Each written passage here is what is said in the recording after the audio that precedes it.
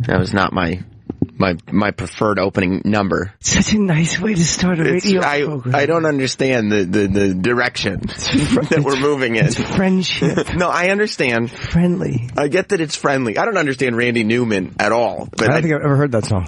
Well, you haven't seen Toy Story? No. Welcome to the, I don't even know what the name of the show. Here's the problem. People voted. Voting is what this country was built on. And I thought that I was going to have like some loyalty because I brought in my crew from Nights this morning. Yeah. And I get in, and Adrian's like, he's been here for an hour already, plus he's prepped everything. He's got all the news articles printed out. He's got all the videos. Like, he's killing it. And he hands me the prep sheet. And the show title says, it says, Sam loves Chips Pekka. Fuck yeah, he does! No, he doesn't. And I don't think that's the name of the show. I think there's still debate to be had. People, the votes were pretty, I was surprised that it did that many votes. You were surprised? I was, yeah. When that option went out, you didn't think it was going to be the winner? I didn't think it had a chance. Oh, wow. I thought AM Musings was going to be the big winner. Because it's like AM Musings. Oh, I didn't even get that. AM Musings, Amusings. It's even worse. Yes, it is. Wow. Wait, there's another one, too. I can't even find the poll I sent out. I like to send out polls, get the people talking. And then, didn't Chip send a poll out, too? Did he really? He probably did. I think he did. It wouldn't surprise me. I think he did. One of the show titles was something. Oh. So he just ran out of options, Sometimes I forget to check Chip's Twitter. Yeah. Wow. Of the 3,000 votes. 3,000 votes. Yeah, it went out last night, and it went out about 12 hours ago. 81% voted for Sam Loves Chips Pekka. Cracking up in the morning, I thought had a good shot. Really? Yeah, cracking up. You know? No, it's like waking up. Right, and it's something you want people to do, hopefully, as they listen. Crack up, yeah. Crack up as you wake up. That's the name. Thanks, Derek. I'm still angling for something around like the Jim Norton and Sam Roberts, like something in that direction. No, it's too... But you like cute. Yeah, cute and fun, and I like the people to choose. That's why you chose the song this morning, everything just cute. Before your morning coffee, you just like cuteness. You like softness. Yes, I do. Well, you're a soft boy. I took the train today. I normally don't take the train to work. What are you, strap hanger? Yeah, but meaning that because we were starting a little bit later. Right. I said, let me just take a walk over there. And it was much easier than hailing a cab and telling them which way to go. Mm-hmm. Because you can't make a right now on 6th Avenue. It's so fucking annoying. You'd think you don't have to tell a cab where to go. That they should just know, because they drive around and stuff. And I had to get a cab on the way home last week to get to Grand Central on time, because I left it takes 15 minutes to walk to Grand Central. So if I leave anything with anything less than 15 minutes, I need a cab, because I'm not going to walk there on time. And so it was like 12 minutes. But a cab can get there in no time. Yeah. It's midnight or 1 o'clock in the morning. So I got the cab, and he took the most roundabout way. I missed the train by a minute. Oh, were you annoyed? And at that time of night, I know. They're not running every 10 minutes. Which way did he go? He went he went around to some entrance that I didn't even know was an entrance, so I had to walk through kind of an indoor store mall type area until I could get into Grand Central. I was, yeah. You always got to tell them, and I've had guys get mad at me, like, I know where I'm going. I'm like, okay, I'm just letting you know. Right. When I used to come in from the Upper West Side, the best way for them to do is just shoot across the Broadway and go down, and it cuts out a whole bunch of avenues. Mm-hmm. But sometimes they would go all the way down and then cut. I'm like, what are you fucking doing? I live here. I'm not a tour. I have a suitcase at JFK Airport. I know where I'm going. But because I always, at first, you assume that they want the long rides for the fees, but especially when there are a lot of people around, you would think they would want short rides as possible so they could get more and more and more and more and more. Yeah, I always wonder, are they trying to jack me? A guy got mad at me the other day. I snapped at him. I was wrong, too. You did? Yeah, we were going east to west, and the way Broadway works, Broadway is not a straight shot. It kind of it's like a weird shape, so it crosses over Fifth Avenue a different way. Right. So sometimes Fifth Avenue will come first, and other times Broadway will come first. It's a diagonal. It crosses like an X. Like an X. Yeah. That would be the word to use instead of me. As I'm talking, I'm making like an S thing with my hand. Yeah. I'm not doing it real well. It just goes this weird way. It's almost like two weird diagonal type lines that are on top of each other. Intersect. Yeah, I don't know how to describe it. I don't know. Yeah, too bad there's not a letter like that. So they X, and I was coming we were going across, I was going to the Comedy Cellar, and I'm like, did you pass over Broadway? I was such a cunt. And he goes, what? I go, did you pass over Broadway? He goes, no. I know where I'm going. And I'm like, oh yeah, you do? He does. Oh He no. does. No, I know you didn't. Just checking. Sorry. Do you snap at cab drivers and restaurant people a lot? I try, and restaurant people, no. I try not to unless I think they're doing something bad. Like if they're trying to go away, that's stupid. But I try not to. I mean, that's a shit job. I wouldn't want to do that. Yeah, it's tough though. Like because that's always, and I feel bad because service industry people, and that's why they take so much shit, because it's like the last thing. Like you get shit on and shit on and shit on, right? And like everything is on top of you. And then the last thing you need is I just ordered this. And when that screws up, it's like, that's what snaps. Yeah. And you start yelling at this like poor person who's making minimum wage. Like, I don't need to deal with your bullshit. Because they're not what got the ball rolling. Right. That's not what you're mad at all. No, not at all. That's what Jess has been saying. She's like, you have to go to therapy because you're on a hairline trigger. Are you really? Like at all times. I never see you snap. I know. That's the Except point. Like musically. Yeah. Get it? Yes. Of course I get it. Unfortunately, I do. So when do you snap? Yeah. Well, musically never. You know, I can do other things. But no, like I snapped at a movie theater because it was Saturday and I was like, we were right on time. And I was like, okay, if we get to the movie theater right now, we won't miss the beginning of the movie. And we go in and the guy's like, you mind waiting 5 minutes for popcorn? And like this rage just built up in me because I was like, it's Saturday night. How can there not be popcorn ready? And because when I start to sense that there's incompetence afloat, when I start sniffing out incompetence, because that's it, snap, I'm done. And so just when I was like, no, I'm not going to wait 5 minutes. It's Saturday night. And Jess walks up and she goes, I'll wait. You go get the seats in the theater. I'll wait for the popcorn. I was like, okay, it's for the best. Yeah. And like, I go into the theater and the movie's, just about to start. So I saw the beginning. Jess comes in and she whispers in and she goes, I told him it wasn't his fault. And I go, good. I felt bad. It was the manager's fault. And Jess goes, no, it was your fault. Like, no, it wasn't the manager's fault. It was your fault for losing your cool completely. No, I don't know. I've actually been walking through the city and heard a fucking car horn go like, nah, nah. And I've said out loud to myself, whoever you're beeping at, I'm on your side. The guy with the horn. Right. I know someone is being a dick and deserves to get fucking honked at. That frustration doesn't just appear. No, right. And that guy in the movie theater had the popcorn ready. It's not unreasonable on a Saturday. Right. I'm never the guy to talk to when you're feeling like, oh, things are going to get out of control, because I'm never going to go like, hey, calm down. Like, you're absolutely right. Yeah.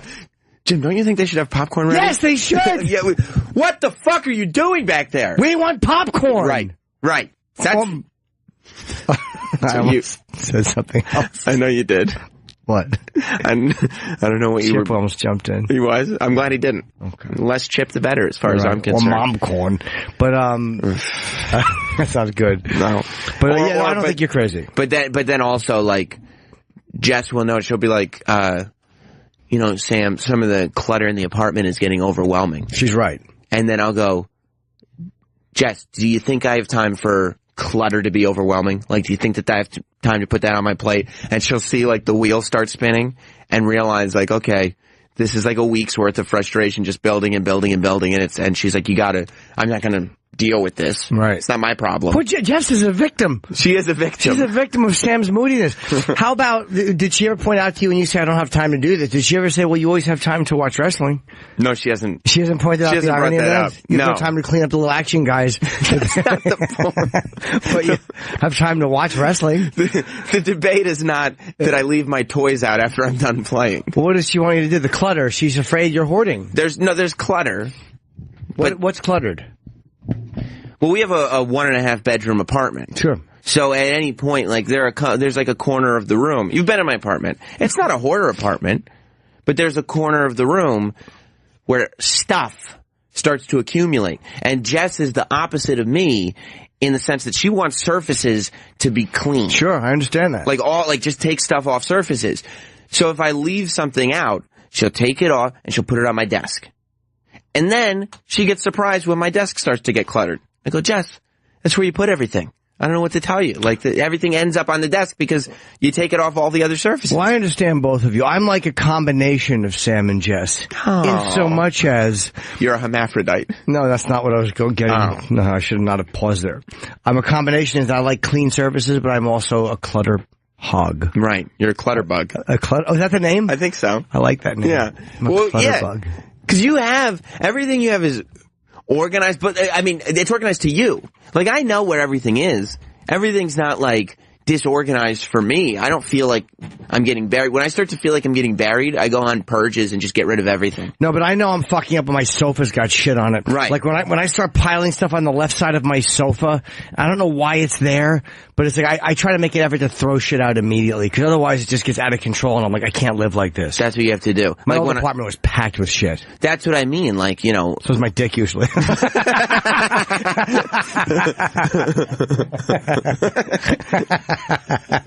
when you're like, you like clean surfaces and everything. I do. But you had so many collectibles everywhere in the last I don't have anything help my new apartment. I'm going to have somebody, I want someone who understands art to help me out. Like, do I want to keep the same frames I have? Mm-hmm. You know, 'cause I have a couple of big walls. Like when you walk into my apartment, there's a little hallway going to the living room, and that's where I'm going to hang most of my shit. And you put things on it. Yeah, I want to put things up. I mean, I'm not over that. I get jealous at people who are minimalistic and just have the sort of clean walls. Yeah. They don't have these hobbies that drive them insane where they have to just have stuff. But you know what the problem with being minimalist is? And my walls are kind of white. You get scuffs on them. They get dirty. Like, that's you know, right. a guy bringing something in, they fucking bump their elbow on it. I had an air conditioning problem. Should it take a week to get a quote, by the way, for a fucking air conditioning compressor? For a quote? Yeah. No, I feel like that should be immediate. I'm using this company on Long Island that was recommended. They're not good. Well, by the way, again, I'm not the person to talk to when for patients. Yeah. Should it take a week? Well, you don't know. They may have a lot of orders, and it's probably a lot to get to. How about a quote? No. How about a quote? Immediately. Like, just no. So the guy came in to look at my air conditioning, cause it was not working in one room. I've had some problems. They got dust in them from the construction. That's fine. Mm-hmm. And now the compressor in one wasn't working. So the guy was looking at it, but he had fucking dirty hands, and he put the back on. It was white. Mm. It's like, how about you fucking put a glove on? Right. It literally, thank God I wasn't murdered. They would have found the guy immediately. His big dirty fingerprints all over. So your white walls get fucked up. That's the point I'm making. They get dirty. Right. So you hang stuff on them, it looks a little bit better. So being minimalist is a little overrated too. Yeah, when I go on my cleaning purges, because I feel like I'm getting buried by stuff, it'll get like I'm like I have to get rid of it immediately, because if I think about it, I attach sentimental value to everything. Yeah, me too. So if I get do you really want to get rid of this? No, you're right. I better keep it. Do you really? No, you're right. So Jess will go like, you know, do you want to give this away to Goodwill? Do you want to? Jess, we could do whatever you want with it. Whatever's the right thing. We just have to do it right now. Because if we wait, it'll still, I promise you, it'll go right back in the closet. For me, the hardest thing to do, and that's Sam talking into a mirror. For me, the hardest thing to get rid of, like, clothes are hard. Like, for some reason, I'll associate, like, I can't throw out anything I've ever worn on TV. Yeah. Like, for some reason, I have a sentimental attachment. Like, oh man, you shot American Degenerate in that, or you shot this and that. Like, I'm never gonna need it again. No one's ever gonna be like, wow. Like, I may get a little more famous, but I'm never gonna hit the level of fame where people want my shit. You're not going to need an exhibit at a museum. Thank you yes, that's exactly it. I won't. But it has a sentimental value to me. The Rock and Roll Hall of Fame had Jim Morrison's Boy Scout uniform on display. Nobody will ever ask for Jim's childhood. I got thrown out of there. Out of the Rock and Roll Hall of Fame? Yeah, I was looking at the Boy Scout uniform. I was in there just seeing little Jimmy Morrison's hairs were in there. No. Why would you want his hairs? See if there's any hairs there caught in the zipper, little Jimmy Morrison. Awful. Yes. So, the Boy Scout uniform. Just sitting there licking his lips at the uniform. Yeah. They're like, Mr. Hoggis, get your face off the glass. Yeah, so I have to get rid of it immediately. And then I just end up replacing it with something else, though. Yeah, it's very hard. I never, I was, when you go to wrestling shows, when you sit on the floor, you get to They don't give you a seat? It's just terrible. I know we're only doing this morning, but I don't know that I can keep going if You think that was a good joke? Especially not matched with a snort. That's my new punch. That's my new oh. Oh, I got you. I got you. No, it's good. It's real good. No, it's laugh time. Right. Yeah, I think Urkel did something like that. But that I honestly don't know. Did I steal from Urkel and not know it? Not really. Okay, good. But you get to go home with your chair if you go to like a big wrestling show. Like for instance, like WrestleMania. If you had been on the floor, like the first 10 rows or whatever, you would go home with your chair. Who the fuck wants to bring a chair home from the venue? I went to a WrestleMania one year where I had to go to the airport and give the checked baggage lady, just hand them the chair. Oh. So that they could check it. And then I picked it up on the roundabout thing after I... What did it say on the chair back? It's like a cushion thing with a picture of the wrestlers. It says WrestleMania. It's specific to the event. I get why that would be an attractive thing to have for a huge fan with a house. Yeah. But if you got an apartment, maybe put it in storage until you have a house someday. I kind of get that. There's one walk-in closet in our apartment, and it drives Jess nuts that she doesn't... I'm like, I insist on having it. I need it for my things. Yeah. And I was cleaning it out like a couple weeks ago. And I thought there would be like 5 chairs in there. 15 chairs packed in there. Wow. That's why I couldn't get around anywhere. And guess what? Every last one of them went right back in. It did. Oh, yeah. Oh, yeah. And let me ask you, there's nothing you can do where you take the chairs apart like when you... It's like a metal folding chair. Oh, you can't take the bottom off it and display like the back ridge of it? You could, I'm sure, remove the cushion. Why you should do that? Because the chair itself is not a valued thing. If you could remove the cushion without damaging it, without fucking it up, you should, and then display a bunch of them on the wall. That'd be actually a cool display. No, the chair's not worth anything. It's like one of those things where you're never going to sit on it and go, like it's hard with collectibles because we want them in exactly the condition they were in. I understand that. And just the physical form, right? Yeah. But damaging it, it's like, you ever see Raging Bull? These are the jewels from the belt. When he fucking bangs it. Hey, like my kids, Jake!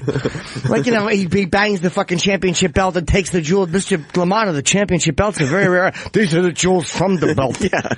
So I understand why you don't want it, but if you can do it without damaging it, knowing it's a typical metal folding chair. It is. It's a black chair. But there's also this thing in your head where you go, oh, one day I'll have like a big get-together and I'll have all these different wrestling chairs out from years ago. Exactly. That's the thing that you don't want. Like, that's why you should. But I would never do it because I wouldn't. First of all, there would be no food at the get-together. Yeah. Because I go, well, I wouldn't want to damage the furniture. You want people to spill shit on your people with their sweaty backs? Oh my God, the ride was horrible. The air conditioning was broken.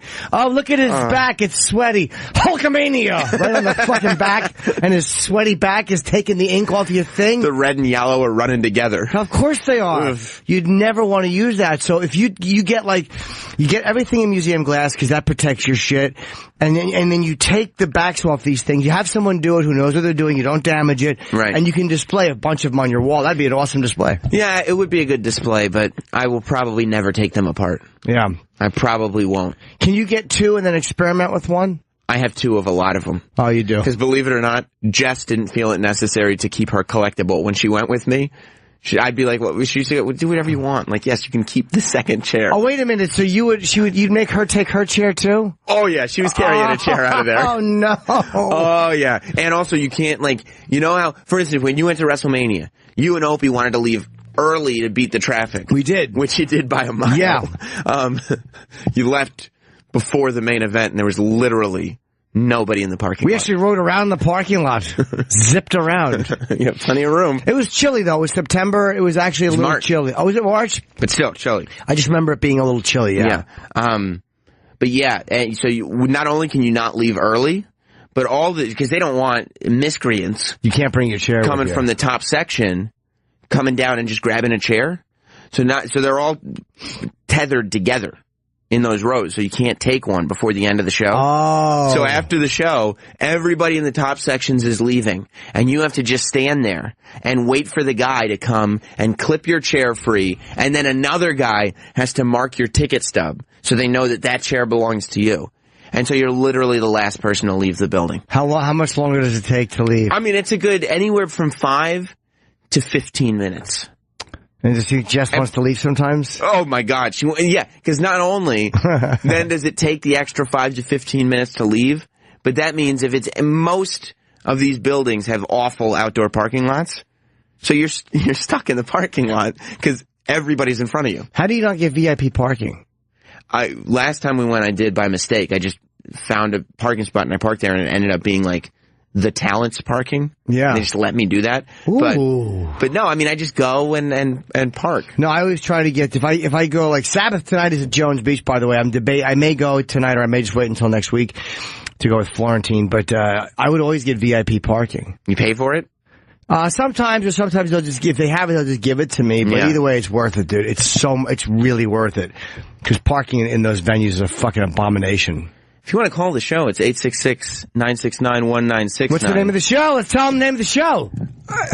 I can't bring myself to do it. Why? I see the happy-go-lucky That's not it. There's only just 2 pictures of me and 2 pictures of you. That's silly. Right.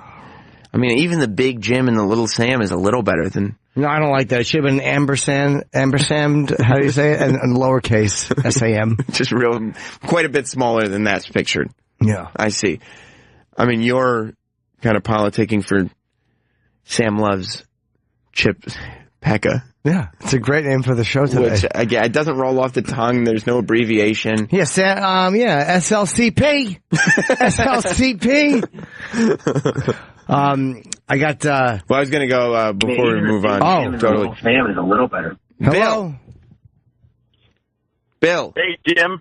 Hello, yes. Sam. What's up, buddy? Hello. How are you today? Good. Good, how are you, Bill? I think we should change the name to Fucking Around with Fruit. Fucking around with fruits? No, we can't use the F word in the beginning. That's the problem you have? Yeah, fudging around with fruits would be nice. I was going to say I don't enjoy the connotation, but I guess the language is the The problem. language, the Sirius would never put that up, and they never let us say it. Right. As far as that's the name of the show. Jim is a branding guy. Yeah, we are a couple of fruits just frolicking in here. Fudging around with fruits. Yeah, I was just thinking, I can't wait for the day when, like, Sam's, like, in his 60s, he's, like, doddering around at home, like, working on something at his computer, and she just fucking had enough. She walks into that closet, and he's like, Jess, would you bring me my hot... And she grabs one of those chairs and just beats the living shit out of him from behind. That would be a great way for Sam to die, to have his head caved in by his wife with one of his favorite chairs. You think she'll murder me with my own collectibles? Yeah, she's going to be sitting there, like, shaking, like, I can't believe I did it, with like, terrible regret, and also, like, wow, it's done. Right. There'll be this sort of unexpected satisfaction. Yeah. Your blooding wrestling chair. Right. The regret won't be in the lost relationship. It'll be in the what comes next for her. Yeah, and what do I do now? Am I too old to find someone new? Right. Piece of your brain matter in the fucking, on the little Hulkster shorts. Well, Bill, thank you for the kind wishes. Yeah, okay. All right, I'll talk to you later. I didn't know you got to keep the chair. Oh, yeah. Oh, yeah, you do. It's weird. I was thinking about when they were asking you about hot coffee or cold press or whatever, because cold press is the new... Cold brew. Cold brew is the new trend, I guess. But as obsessive as I am about things, and I know you are too, I have very little tolerance for watching other people... Well, because you know what? I feel like you and I are both obsessed with these hobbies, but we also are able to function in a career, right? Yeah. Whereas when I watch like the documentaries of people that are obsessed with their careers that really... I watched this movie on the plane recently, on the last plane I was on, coming back from L.A. Have you seen the Barrister documentary? No, but there are a group of people who endlessly fascinate me. You were just hoping. Yeah, I was hoping that somebody would finally tap into that. Yeah, I hope it ends like Dear Zachary. Well, I was already annoyed because one of the most popular Netflix documentaries is The Sommelier. Is that what it is? The wine thing? He's the sommelier. No, I don't know what the sommelier is. Isn't that a skinny guy? No. Sommelier. Oh, yeah. Maybe they misspelled it. Yeah, that's right. You thought something was silent. Chip Norton. I wish Chip was silent. Yes, you do. No, those are the guys who are obsessed with wine. That all they do is, and it goes far beyond being just a dude who can recommend a good wine. Yeah. Like, you watch these people, and the movies are so, I don't know, like, they feel like any time you make a movie about somebody trying hard to accomplish something, I guess there is an audience that wants to see it, but I can't remove myself from the idea that this is not something worth accomplishing. No, I have no desire to watch people who taste wine. That's all, and I mean, they taste wine so obsessively, like they have maps where they have to study, and... Are they alcoholics? Just drunks? It's No. a great excuse if you're a fucking alkie. to just go and keep drinking, like, no, I'm a sommelier. Yeah. No, they go in, and in front of there, it's a grown man who is tasting wine in front of another grown man who's just looking at him like he's a piece of shit. Like, just looking at him like, you're not going to be able to figure out, I'm not going to show you what the bottle says. You're not going to be able to figure out, well, what country is it from? Well, what year is it? And it's all this stuff where the information is readily available. First of all, I've had enough of people who know a lot about wine. I fucking have had it up to here with people and the way they drink that shit. They circle you, they look at it. Yeah. Oh! Sniffing it, holding the glass a certain way. Right. Just drink it. slosh it around in your mouth a little bit. You have to absorb the flavor. It's a good bouquet. It was in a, what do they cook them in? They leave it in birch kegs. Right. Whatever that shit is. It's fucking grape juice. Shut Exactly. up. Put it in tin and fucking shut your face, asshole. Yeah, really. But the whole thing is this quest to be. There's a group of sommeliers that are looked at as the best in the world. You know what would be very appealing to me? When someone goes, this is a really good bottle of wine, and before they get the word wine out, I cave their head in with another wine bottle. It's a trick. The whole test is a trick. All right, he passes. Next, bring the next student in. But the camera's on the guy, and he's like, this is a really good bottle of it. And then off camera, you just see the fucking bottle zip in and cracks his head open and he falls over. And you just see... It's my dream. You just see red wine and blood hit the floor. Before he finishes his dumb sentence. Oh, and it's a written test, and you have to do there's 5 wines in a row. And Try the wine! That's what they say. They do? Yeah. But then they all get together and go, oh, I thought wine number 3 was a, 1978 Merlot from, this little tiny town in France. Oh man, I said it was from this town in France. And then they talk to camera like, we all thought it was from a different town in France, so none of us knows who was right. Who the fuck can guess what town it's from? It's stupid. It is stupid. It's a waste of time. I one time drank a Diet Coke, and I guessed it was from Canton, Ohio, and I was right. Wow. I mean, that was like the one time I pulled that off. Right, and you know what? If you had told me that, this tastes like it was from Canton, Ohio, I'd go, I don't want to be involved in this conversation. Well, I was in Canton, Ohio. Okay, so you just bought it in the store. Boo. Terrible, Jim. Boo.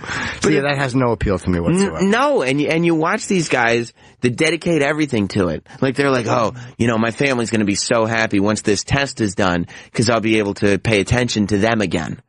And it's going like, you're ignoring like, well, I got a kid, I got to become a great sommelier. Why? Why? Just do something else. The whole thing is, and they're not people who make wine. Do they swallow it or spit it out when they're trying it like that?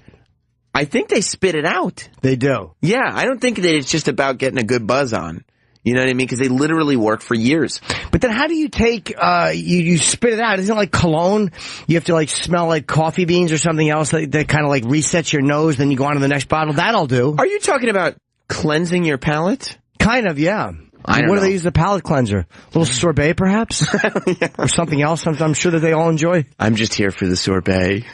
They just show up for the ice cream. Is that what they use? No, I don't know. They probably just wash their mouth out with water or something. I think I know what they do. What? I'm making the blowjob motion. You think they're using jism? Yes, I do. As the palate cleanser. Yeah. Have you found it to be such?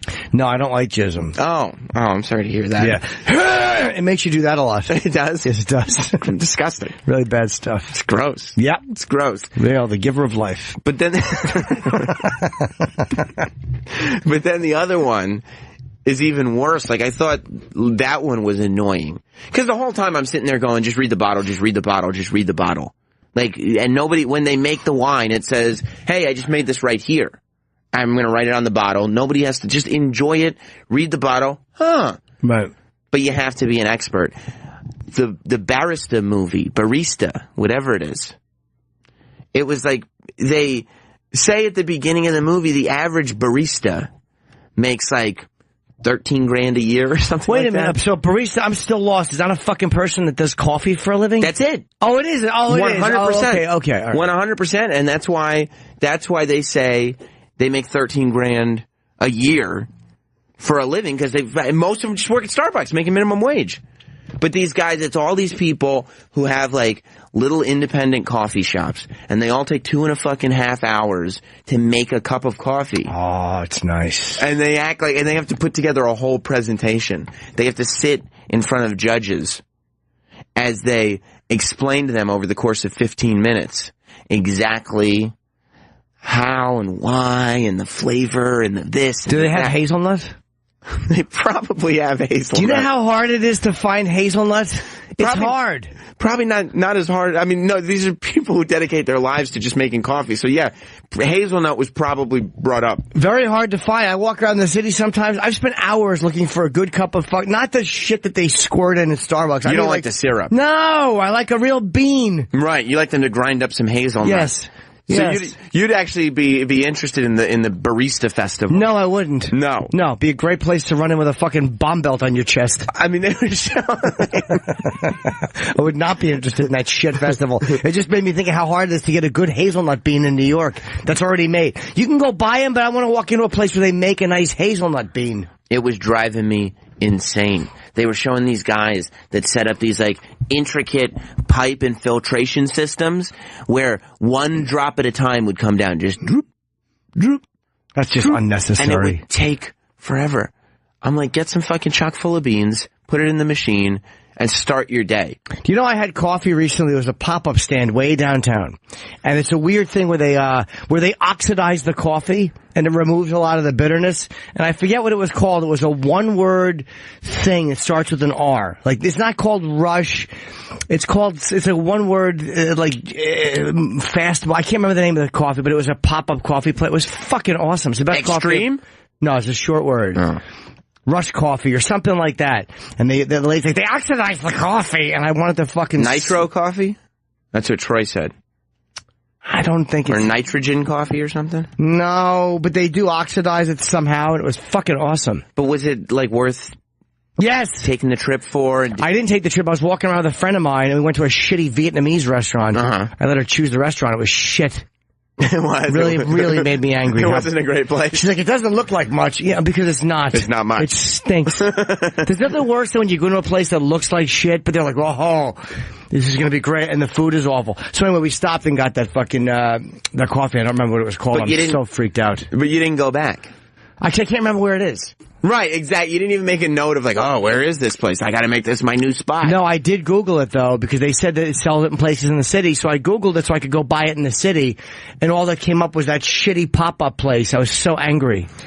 I think that these people that dedicate lives to making the perfect cup of coffee need to come to terms with the fact that people enjoy coffee, sure, but it's 5 minutes in the morning and then you do everything else. I mean, half the time it just gets cold sitting on your desk. Right, exactly. How's that feel? You have the first sip and you're like, this is delicious. And then you get distracted by what is known as real life. Yeah. And you just let it sit there. It's like you fucking let that drip for 4 hours, and how does it feel? Now it's leaving like a little half a ring on my desk. Right, That's right. what your hard work has amounted to. Yeah. They're these artistic coffee makers, and you go in and you're like, $3? I'm not paying $3. Like, it's not worth anything. Well, for this coffee that I'm discussing, I would absolutely pay $3. Why'd you clear your throat like that? Because caffeine does that to me, I think. It does? I may have to stop drinking coffee. It fucks my throat up. Oh, no. People are obsessed with the stuff, Jim. I know they are. They dedicate their lives, and of course, they all have their, like, very long beards and artisanal facial hair, and, like, they're so... It was the one satisfying thing for me. I wasn't satisfied by the sommelier doc, because they were successful in the end. Like, they were like, oh, thanks for blowing it. well, sorry. I was going to watch that. I know. Well, it's not worth it anymore. No. You know, now you don't know where all the twist. Now you know exactly what happened at the end of the sommelier documentary. Do they hijack a ship? No, it's not Sommelier. Oh, sorry, you're thinking of Captain Phillips. Sorry. Yeah. Yes, I am. Do you know? By the way, to digress, I'm the captain now. That wasn't in the script. He just said that. Yeah. No, I remember from every interview that guy did. Yeah, he was good, that guy. No, he wasn't. He wasn't. And he also mentioned that he was going to set sail on a film career after Captain Phillips. He was going to start acting more. Is he? Well, no, he wasn't. That's a rough one. He got nominated for an Oscar. Right. Well, that's the beginning, middle, end of that story. Wow. That's the peak and then the bottom. Like, he was there. He hit it and he's good. It's like Timothy Hutton, who had he got nominated, or I think he won actually, for Ordinary People in like 1980. Right. And then a whole bunch of shit after that wasn't amazing. Some was good, but it was not an amazing bunch of films. Over. No, I wouldn't say it was over, but it wasn't great. Right. That's what's going to happen with him. The greatest thing about the coffee doc, all of them, at the end of the thing, none of them won any championships. Oh, I think you're going to say die. That would be the greatest thing. That would be the greatest. A big drunk driving accident. They're all drinking coffee and a fucking drunk. Someone from the wine documentary slams into them. Yeah. Just a big drunk truck driver plowed into the entire convention. Oh, I'd love that. Goodbye. Killed all of them. None of them were successful. They're all, you know, either they closed their shops or they're like, he's taking a year off and then next year he's going to try again. Because all the people they followed, they didn't win. They spent hours trying to figure out exactly how to brew the perfect cup, and then they would do something stupid like they're presenting and just spill a drop out of the mug. And if you spill a drop out of the mug, the judges are like, who the fuck spills coffee when they're drinking it? No, when they're pouring it. Oh. And they try to pour it like nice and perfectly, but a little drop spilled out. And that's when the judges, no. It does nothing for me. Nothing. That world does nothing for me. It was so stupid. Speaking of doing nothing for me, E-Rock's mad at me. Why is E-Rock mad at you? Because I posted that picture last week. You mean the one? No, it was on Monday, right? On Monday, was it? I don't remember. The one that we talked about? Yeah. He got angry at me. I took it down.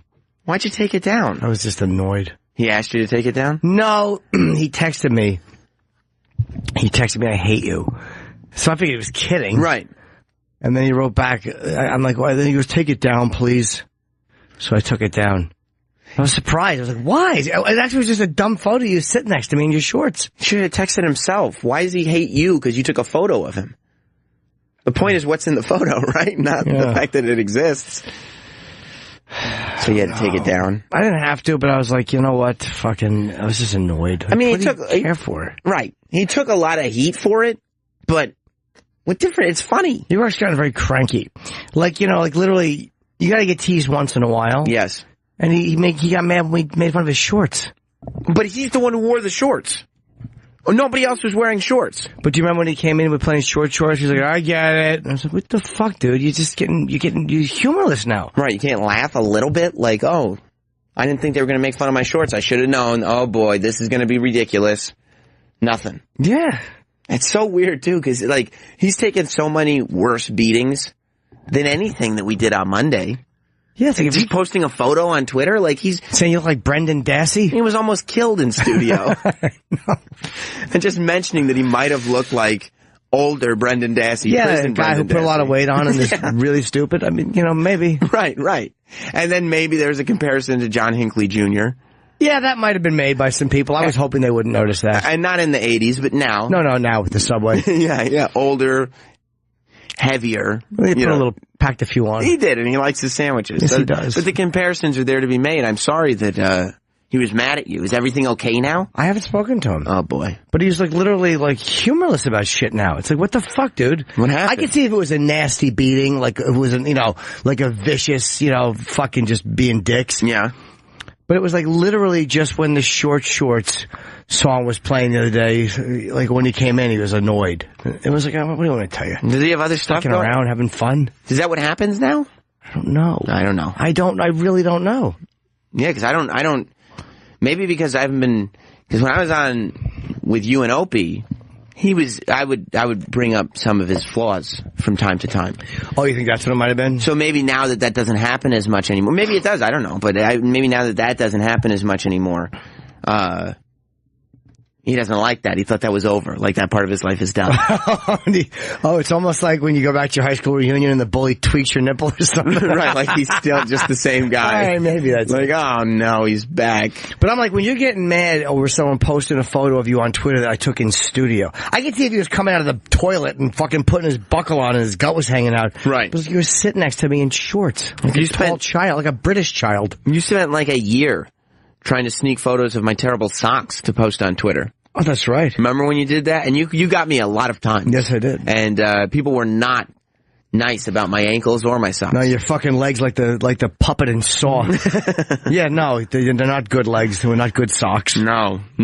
But very mad at me. It was my choice, and I didn't get mad about it. I'm sorry he's mad at you. Did you feel bad? No, I didn't. I've actually never had a photo of me posted that I gave a shit about. And I've had a lot of bad photos posted about me. A lot. I don't give a fuck.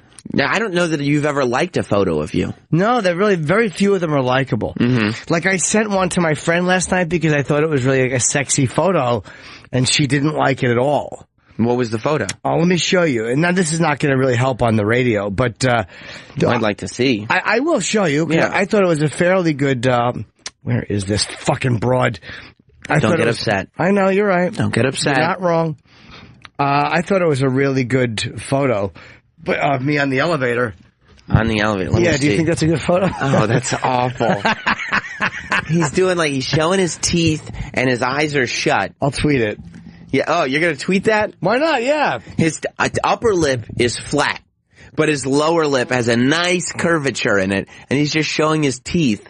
And he looks very, like, infuriatingly satisfied with himself. I just posted me on the elevator. That's you. Yeah. Just riding the elevator feeling satisfied with yourself. But that's not a great picture of me. No. But and I took a lot of malarkey for that photo. She was not happy. I thought she would like it. And now you're exposing it to the world. You thought she would like that photo? I did, yeah. That's your fault then. Yeah, she wasn't, That's your fault. Yeah, she wasn't thrilled. Eric Andre said that's how he started Instagramming. You know, he Instagrams nude photos of himself. Does he really? Oh yeah, yeah. That's like a goof. Oh, like he's Instagrammed his dick out many times. How did they not ban him? I don't know. I asked him, and he said, "I think they just think it's funny. I don't know why I'm not banned." But he said that he was trying to like sext a girl. He was trying to send a girl like a nude shot, and he took a photo of himself naked.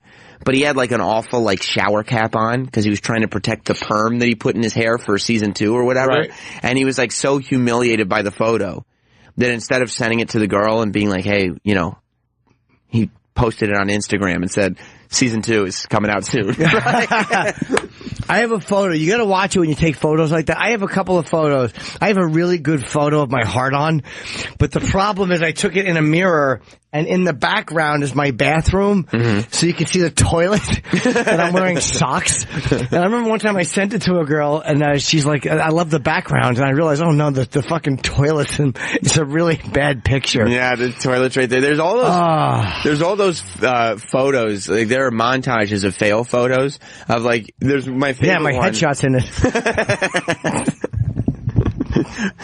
Photos that are a complete waste of time. Yeah. We didn't need to take these. That have accomplished nothing. There's a photo of like a girl, and she's like in a bathing suit, I think, and she's taking a sexy selfie, and she's in her bathroom, and in the background is the toilet with a big shit in it. That's a fucking tremendous success. Her face being in it is the fail. That's a hit. Yeah, there's a big shit in the toilet. It's probably a goof, though. See, I wonder if people did it on purpose, too. I don't know. It was before everything was, before that stuff went viral. What is that? I can't see on my computer. How do I see over here? Sammy Bram Muffins! It's already tilted.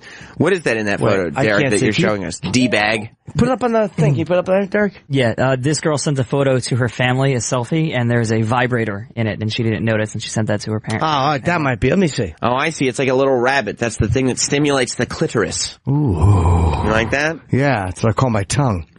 The rabbit? No, I call it the bunny for copyright reasons. I'm not allowed to call it the rabbit. Smart. Very, very smart. You gotta get ahead of that stuff. I want to see we're gonna put screen. Who puts her vibrator on the top of the toilet? Is it on the toilet? Well, she'd probably just play with her twat. On the toilet? Yeah, where else are you supposed to be? In a bed. On the sink? No, you don't do it on the toilet. Maybe she has fucking roommates. Do women masturbate on the toilet? I honestly don't know. It makes sense. Like, I understand a guy masturbating on the toilet. I don't. You get roids. You want your roids poking down like a fucking hornet's nest? When I jerk off, I don't push with my asshole. No, but they're sitting there and your asshole's hanging over a hole. Oh, you with the lid closed. Well, no, you could like. I'm thinking while you're dumping. No, but I guess I don't spread. See, you're so used to like spreading your cheeks and pushing out and doing all that stuff. I don't spread my cheeks. No, I don't either when I jerk off. You know? No, not at all. Yeah, no, I've never had a problem. You see, there's the girl in the bikini, and you see that log in the toilet next to her? I don't think that's a fail as much as that was what she meant to do. I think she meant to take that picture. There's no way you take that picture with the log in there and don't mean to. She's probably doing that for a guy who likes shit. You think that the guy finds that sexy? Well, speaking from myself, yes. You would like to see a shit in a toilet bowl? Like, cause that would be the end of everything with me and that girl. Why? If I saw shit in a toilet and what do you think? What do you think she does with it? I just wouldn't want to see it. I feel like Jess doesn't send you log pictures? I have never, I've never even heard her shit. It is amazing how women can sneak in and out of there. Yeah. All right, Geraldo's shirtless. He's showing his V. I think the glasses are the worst part of that. He's in good shape, that bastard. He's proud of that one. Of course he is. He likes that one. Of course he is. He's like, oh God, look what I did, guys. Yeah. He knows he looks fucking in good shape. Yeah, no, the minute I would get a log photo from somebody, I wouldn't be around them anymore, I don't think. What is that? It's an old lady with, taking the granddaughter, and she's got her feet up, and she's like a sexy pose with her grandmother. That's kind of weird. That's weird, but I don't know. Yeah, I mean, it was intentional. It's not like it was a mistake. I guess that's a photo bomb. I don't know. Yeah, these are not that bad. No, they're really not. They're really not that bad. The shit one, goofs, half of them. Yeah, you're so skewed. The shit one is on purpose. I mean, and that's not a horrible selfie. She's doing that on purpose. Yeah, that one's on purpose too. That one's on purpose. Dumb. These aren't. Do people fall for this shit? At no point in my life did I've seen that shit selfie many, many times. That's why it takes a brain like yours, because at no point in my life did I think to myself that might have been done on purpose. Absolutely done on purpose. For a guy who's like shit play. Yeah, I could be totally wrong. She looks like she might be Brazilian. Mm-hmm. And not that they don't do that type of stuff everywhere, but that to me looks like a fetish photo. So if you got a photo like that, I don't know if I'd care for that at all. But you might consider it fetishist? That doesn't look fetishist to me. It's a bowl. It's a toilet bowl. Yeah, I know. There's a log floating in it. What do you think? What do you think fucking shit people like this shit to be? Why would they like it? So people jerk off to shit in a toilet? I actually don't know. Yeah. I don't know. That's weird, but I can't think of how anybody would do that on purpose. I mean, by accident. You wouldn't stand over there with that people. But not that stupid. There's a lot, and maybe it's serendipity. Sometimes it's a fortunate accident.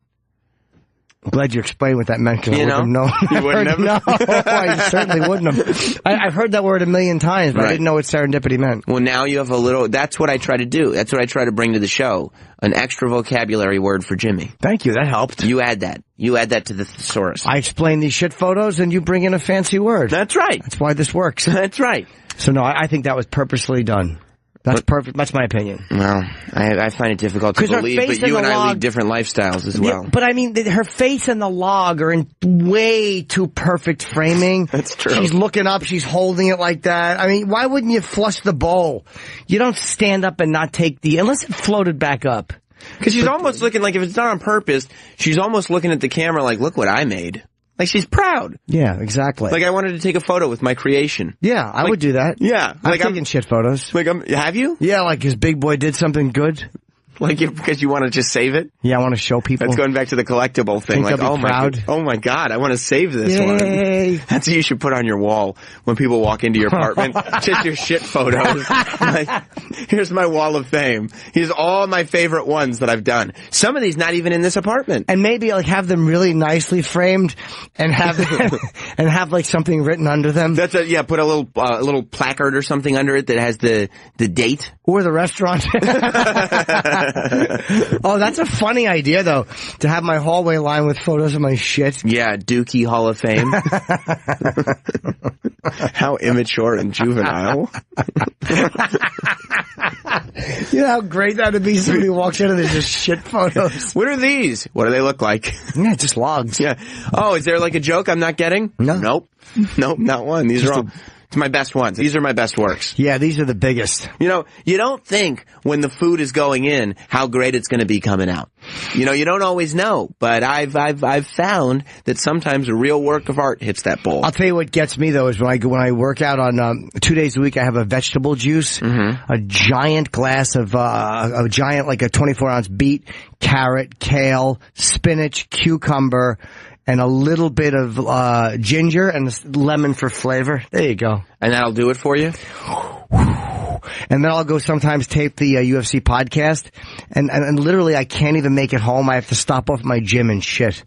Oof. I can't make it home. And it's a big one, huh? No, it's a disaster. Oh. It's a disaster. Does it splash around? Do you ever see like the footage of a market after a suicide bomber? That's let's see an Afghan market. Fucking horrible. Yeah, just tragedy everywhere. Hey, what's the feedback on my photo? Is it up and people liking it?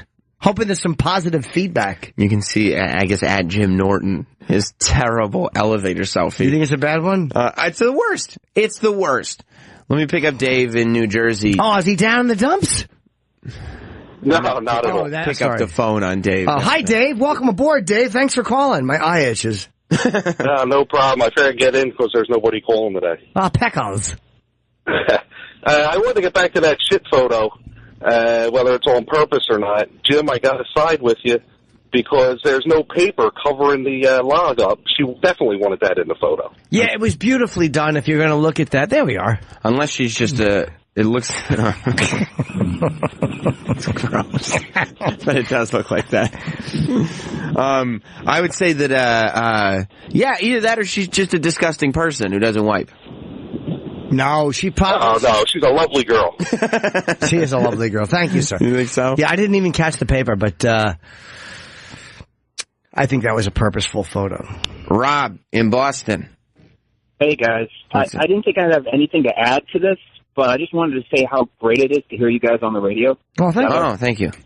But I've absolutely met up with a girl, and she had shit in her toilet. She didn't flush, nor there was her toilet paper. I still nailed it. You did? Oh, yeah. Oh, there was... Come on. Now, do you think it was a floater, like when you flush and then a little bit comes back, or was it just... No. So she hadn't flushed and... Ew, she hadn't flushed and she had to shower off to clean it. Oh, good for her. She didn't wipe or anything. No, was it a big log or no? No, it wasn't. The girth wasn't there, but it was definitely, she didn't flush. It wasn't a floater. Oh, that's no. disgusting. Yeah, I don't know if I'd care for that. Yeah, that's awful. That might be a bit much. That's awful. There are hygienic issues in that for me. It's fun to goof on, but I don't know if I'd actually like it. Yeah, in execution, would you like it? Yeah, I don't know. But, I mean, that's what you were saying when you did my show. You said that one of the things you missed about having I think it was on my show, you said one of the things you missed about having a girlfriend was taking a shit in front of them and stinking up the bathroom so you could laugh when they go in. Yeah, I told you my ex was almost late one time. She's like, I was almost late for work because of your shit smell. Because I had gone in and fucking just committed a homicide and then left and she couldn't brush her teeth. And that's like a cherished relationship memory for you. Yeah, it made me giggle. It was fun, absolutely. It did, but did she stink up the bathroom for you? Sometimes, nothing terrible. But I don't really care. That wouldn't do anything to you. Because a girl doesn't destroy it like we do. Like they might go in there and it might be like a little, but you know, I don't need to have such separation that I don't even know they shit. Mm-hmm. Do I want to walk in there and see like a little ring around the bowl? No. Right. But you know, I don't give a fuck. Right. I understand that. I felt like I had gotten somewhere, like I was getting older, I guess. Like I was becoming a man when I smelled the bathroom one day, and it smelled like it used to smell when my dad would leave the bathroom. Ew, like another man's cum? Oh, wait, sorry. I think I misread that. That wasn't the odor that I was referring to. I didn't mean to imply that I was doing that. No. Oh. That's when I felt like a man. Really? That made you feel good? Mm-hmm. Like you had a nice a buttermilk and salted potato shit? Yeah, horrible. Exactly. I was like, good. I'm no longer a boy. It's like a bar mitzvah. For me, though. When you smell the toilet and it smelled like your father. A shit bar. Oh, I didn't smell the toilet. Like, put your face on it? I didn't bend down and like, let me smell that bowl. I want to see if it smells like when I used to bend down after my dad would. No. Would you walk in there right after your dad on purpose because you liked it? No, I didn't like it. Daddy almost done? Yeah. And then like you'd walk in so soon that the toilet would still be going like you'd walk out. Just smelling. So you get a good whiff of everything. You wouldn't actually get a good whiff on purpose. Like you would want to, but you wouldn't even acknowledge to yourself that's what you were doing. So you're like, I just gotta be in here. I gotta brush my teeth or I gotta get a tissue. Oh, I gotta brush my teeth with that in the air. Just mouth is wide open. Yeah. Ugh. Yeah, breathing deep. That is awful. Yeah, it's really awful. That is absolutely hideous. It certainly is. Oh my gosh. I guess we should take a break. We've been going about an hour. Yeah. I have to plug something. Well, what's going on? 2 things. Tickets are on sale today sometime for Reno. I'm going to be in Reno, I think in October. Can you check JimNorton.com, Derek? I'm the worst. And I am shooting... By the way, we call Derek D-Bag. Oh, D-Bag, please. Yeah, that's D-Bag. And I'm shooting another special, October 7th. I'm shooting in the Lincoln Theater in Washington, D.C. It's where I shot Monster Rain. They haven't announced the place the network I'm shooting for has not announced it yet, so I don't know if I'm allowed to say it. Mm-hmm. But tickets are now on sale. People have been asking why I haven't gone to D.C. That was why I canceled it. There was a venue issue, but there was also a conflict with a shoot. And I'm shooting there, and that's why I've chosen to go back to the Lincoln Theater and shoot my new special October the 7th. So get tickets now. They're on JimNorton.com. And also Reno, Nevada for October 15th goes on sale today. I've never been to Reno. Never? No, I'm looking forward to it, though. I've wanted to get out there. I like doing casino gigs once in a while. It's painless. You can, you'll be in the casino. You can put it all on red after the show. I was kind of thinking more about the brothels. Oh, is that the Bunny Ranch, yeah. I was thinking about going to Dennis's place the first time. You weren't going to have fun just kind of gambling a little bit? No, well, yeah, but not with my money. Right. I like gambling other ways. Right, with your health. I'm not going to put one on. Come on, help, Right. Would Jess let you do that? Go to a brothel? Yeah. No. Why? She'd be really discouraged. If I went to a house of prostitution, Jess would be upset if she found out that I was seeing prostitutes. Or even singular. If she found out I had seen a prostitute, my wife would be terribly unhappy. Do you like the food in West Nyack? You like the food in that club, yeah, right? in Levity Live? Yeah, I'm doing that at the end of September, and I'm doing Pittsburgh the week before, Minneapolis the week before, and I got Buffalo coming up in 2 weeks. Those are my dates. Oh, Toronto, too. I think at Levity Live is where they do the pretzels, and they give you cheese sauce. It's fucking phenomenal. It's good. The food there is phenomenal. It's real good. It's so a I good go up club. there, I like to eat like a little piggy boy. You do? You treat yourself? Piggy boy gobble. Piggy boy gobble. You save up your bad boy eating points? I do actually do that sometimes. I'll save up my little fat boy eating points. You will. I always blow it at Bob Kelly's house or if I'm at Aunt's house. Because when Bob has a barbecue, I eat like shit. Or I haven't been to Anthony's house in a long time, and that's one reason is because I eat like a fucking pig. Because he has the best snacks. He does always have good snacks. God, does he have fucking good snacks. Snacks are the best. Yeah, bad liver, but really good snacks. God damn it. A little pretzels. I would just rate as, I haven't been to Aunt's house in a long time. But by the way, pretzels are not like a naughty snack. Yes, they are. No, they're not. It's all carbs. Oh my gosh. Pretzels. Like, ooh, I'll treat myself to a pretzel. Like, yeah. What? That's where you're at in life? Pretzels are naughty. Pretzel. Pretzels are just a thing. Pretzels are, if anything, they're the good snack that you eat. No, it's all salt and carbs, and it turns into sugar. It's bad for you. Oh my goodness. Trust me. Oh gosh. Look at this. I want to look good. That's my dick I just hit. Hard as a rock. Well, we should talk about a couple things. There's a little update on Anthony Weiner. Oh, I did not know that. Yeah, he talked a little bit about what had happened. Did he talk about us? No, he wasn't. We did a bit on that. I know, we did. I loved the bit on that, but he didn't. No, he didn't. I don't think he caught wind of it. We should also talk. I want to find out what you think about this theory about Donald Trump that he's self-sabotaging. Yeah. I think it's stupid too. Of course it is. We'll talk and about also, that. there's a John Jones update. There is. I didn't know that. Yeah. And you know what we got to watch too? Do you see the subway pervert getting yelled at? No. Oh, it's great. It's great. We got a lot of stuff to talk about. Yeah, so we got to figure a good way to go to break. We're going to zippity-doo-dah-day in a break, and then back out. Fudging around with friends. fudging around with friends. Yeah, but I do know that I'm gonna have to start weighing in on the music choices. Well, welcome. Jim Norton is here, and I'm here, Sam Roberts, and we're here this morning. So if you want to call the show, it's 866-969-1969. A lot going on today. Is this how you how would you normally? Because you're supposed to be on vacation. Yeah. Is it? But you don't really vacation much. No, I don't. I don't. But I wanted to come in and do a few shows. But I would be in New York anyway because I'm working on material to shoot. So it's like, where am I going to go? Right. I don't need to reset. It's a fucking easy job. You're fucking talking and goofing off with my dumb friends. How hard is this? People do sometimes take it a little too seriously, you think? Ugh. I take it too seriously. No, I mean, you got to be prepared for it. Yeah. But I don't know what I'd be doing anyway. I mean, a part of me would love to have gone away to L.A. just for a few days and hung out with some friends out there, seen stupid Johnny Brand muffins. But I also wanted to be in town because they have to do a little bit with that the De Niro film that you're doing. I've done it. It's just a very small part, but there might have been something that they needed to tweak, so I was going to help out if I could. Right. And also, I got the UFC podcast, so I have to be here for that. I see. 2 days a week. And in your heart, you're a big appler. So that makes it a little tough to leave. Yeah, I'm a big, I sometimes I'll bite it into an apple and I'll just hold it up and take a selfie and people will be like, That's so cool. Big apple. That's so cool. They get it. And they say on the street, he must be a local. Yeah, local guy. Yeah. Big applin. Because I have an I Heart New York shirt and they're like, of course you do. Yeah. Why wouldn't you? You live here. You live here. You love it. It makes sense. So have you seen, Donald Trump has changed up his entire campaign again? Like his people that work there? He's got it as of this morning. It's a guy who works here, does a show here. One of the guys who worked, I don't know if I guess he still works there for Breitbart, is one of his new campaign managers. He's got like a whole new upper echelon group. A whole new what? Upper echelon?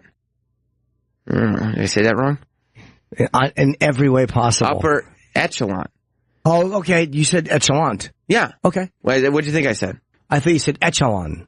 No. I did not say that. What'd you say? Echelon. Okay, cool. Okay, good. That's perfect. I don't think it is. I think you're tricking me.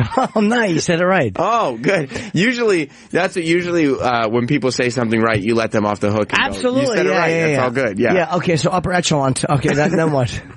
Upper echelon. Yeah. Well done. Thank you very much. I've been working on my words. Sure. So he hired a whole new staff of people. I don't know why. It just seems like, he goes out and he kind of follows the plan for about 3 minutes and then he just goes off the rails every time. Yeah, people think he's self-destructing on purpose. I don't. I saw that. So Michael Moore. Oh, God. Put out like that. I think that's how the theory started, unless he just jumped on the bandwagon. He must have broke it if he did. Why is there a broken bandwagon over there? Who broke the bandwagon? Yeah, you see him walking away with his fucking fat man glasses. It was America. No, it wasn't, Michael. No, it wasn't. It was you. It was you. Broke it. Big chubby boy. Then he got mad and he asked him to take the picture down. I think that's a different one. He wrote an editorial, I think for HuffPo, about why he thinks Donald Trump never really wanted to be president, and so now he's purposely kind of self-sabotaging. And I don't think he is at all. I don't think Donald Trump has it in him to lose on purpose. Because I don't think he considers himself somebody that would lose. Wait, Michael Moore just dropped a massive bombshell. Do you know how long that theory's been going around? These fucking news outlets are so stupid. With controversial Michael Moore again, dropping bombshells. People have been saying that since the beginning. He's going to self-destruct. He doesn't want to win. He's not going to want to give up his... He's 70. Yeah. He wants to be the president. Who doesn't want to be the most powerful guy on the planet? Especially a guy like Donald Trump who's been addicted. It's never been about the money. It's always been about power. If it was about the money, like Warren Buffett, it's about the money. Does Warren Buffett plaster his name on the side of buildings in Manhattan? No, but just on delicious food areas. He didn't invent the buffet. Oh. But I don't know why I said food areas. I couldn't think of what they were called. Well, if you had said buffet, it would have kind of spoiled. That's true. I had to figure out a way to say that. Right, you had to get around it. Yeah. I wish you hadn't at all. But it was cute. No, it wasn't. He doesn't do that. Because for him, like, if you're actually in it for the money, you're going to take your money and reinvest it and have your money make money, and all of a sudden, you wear a shitty suit and people find out that you're worth billions of dollars, right? Yeah, I mean, it's like I always say, you know what I mean? You take your cake, you invest your cake, you get more cake. That's not even advice. That's not a thing. Yeah, this is about your money. And you've never said that before. You hear that? That's money. Of course I hear it. You take your cake, you invest your cake, you get more cake. Is this like a new financial strategy plan thing that you're working on? Yeah. Take your cake, divvy up your cake, you get more cake. Why would you get your more cake from divvying it up? Well, meaning you invest your cake. I call money cake. Oh, I see. No, that's super cool though. Thanks. Because it's a way to get the millennials on board. Yeah. Have a little cake. Well, you're kind of a millennial yourself, right? Attitude-wise, yeah. Yeah, Attitude. Musically. You're only as young as you feel. Absolutely. I get you. I'm in my early 20s. And that's why you say cake when talking about investment strategies. Yeah. You want some more cake? You gotta have some cake to make some cake. You don't like that? No. But Adrian, he's a 26-year-old kid in there, and he's taking notes. He's like, okay. Absolutely. Make cake, invest cake. Divvy up cake, make more cake. Divvy up.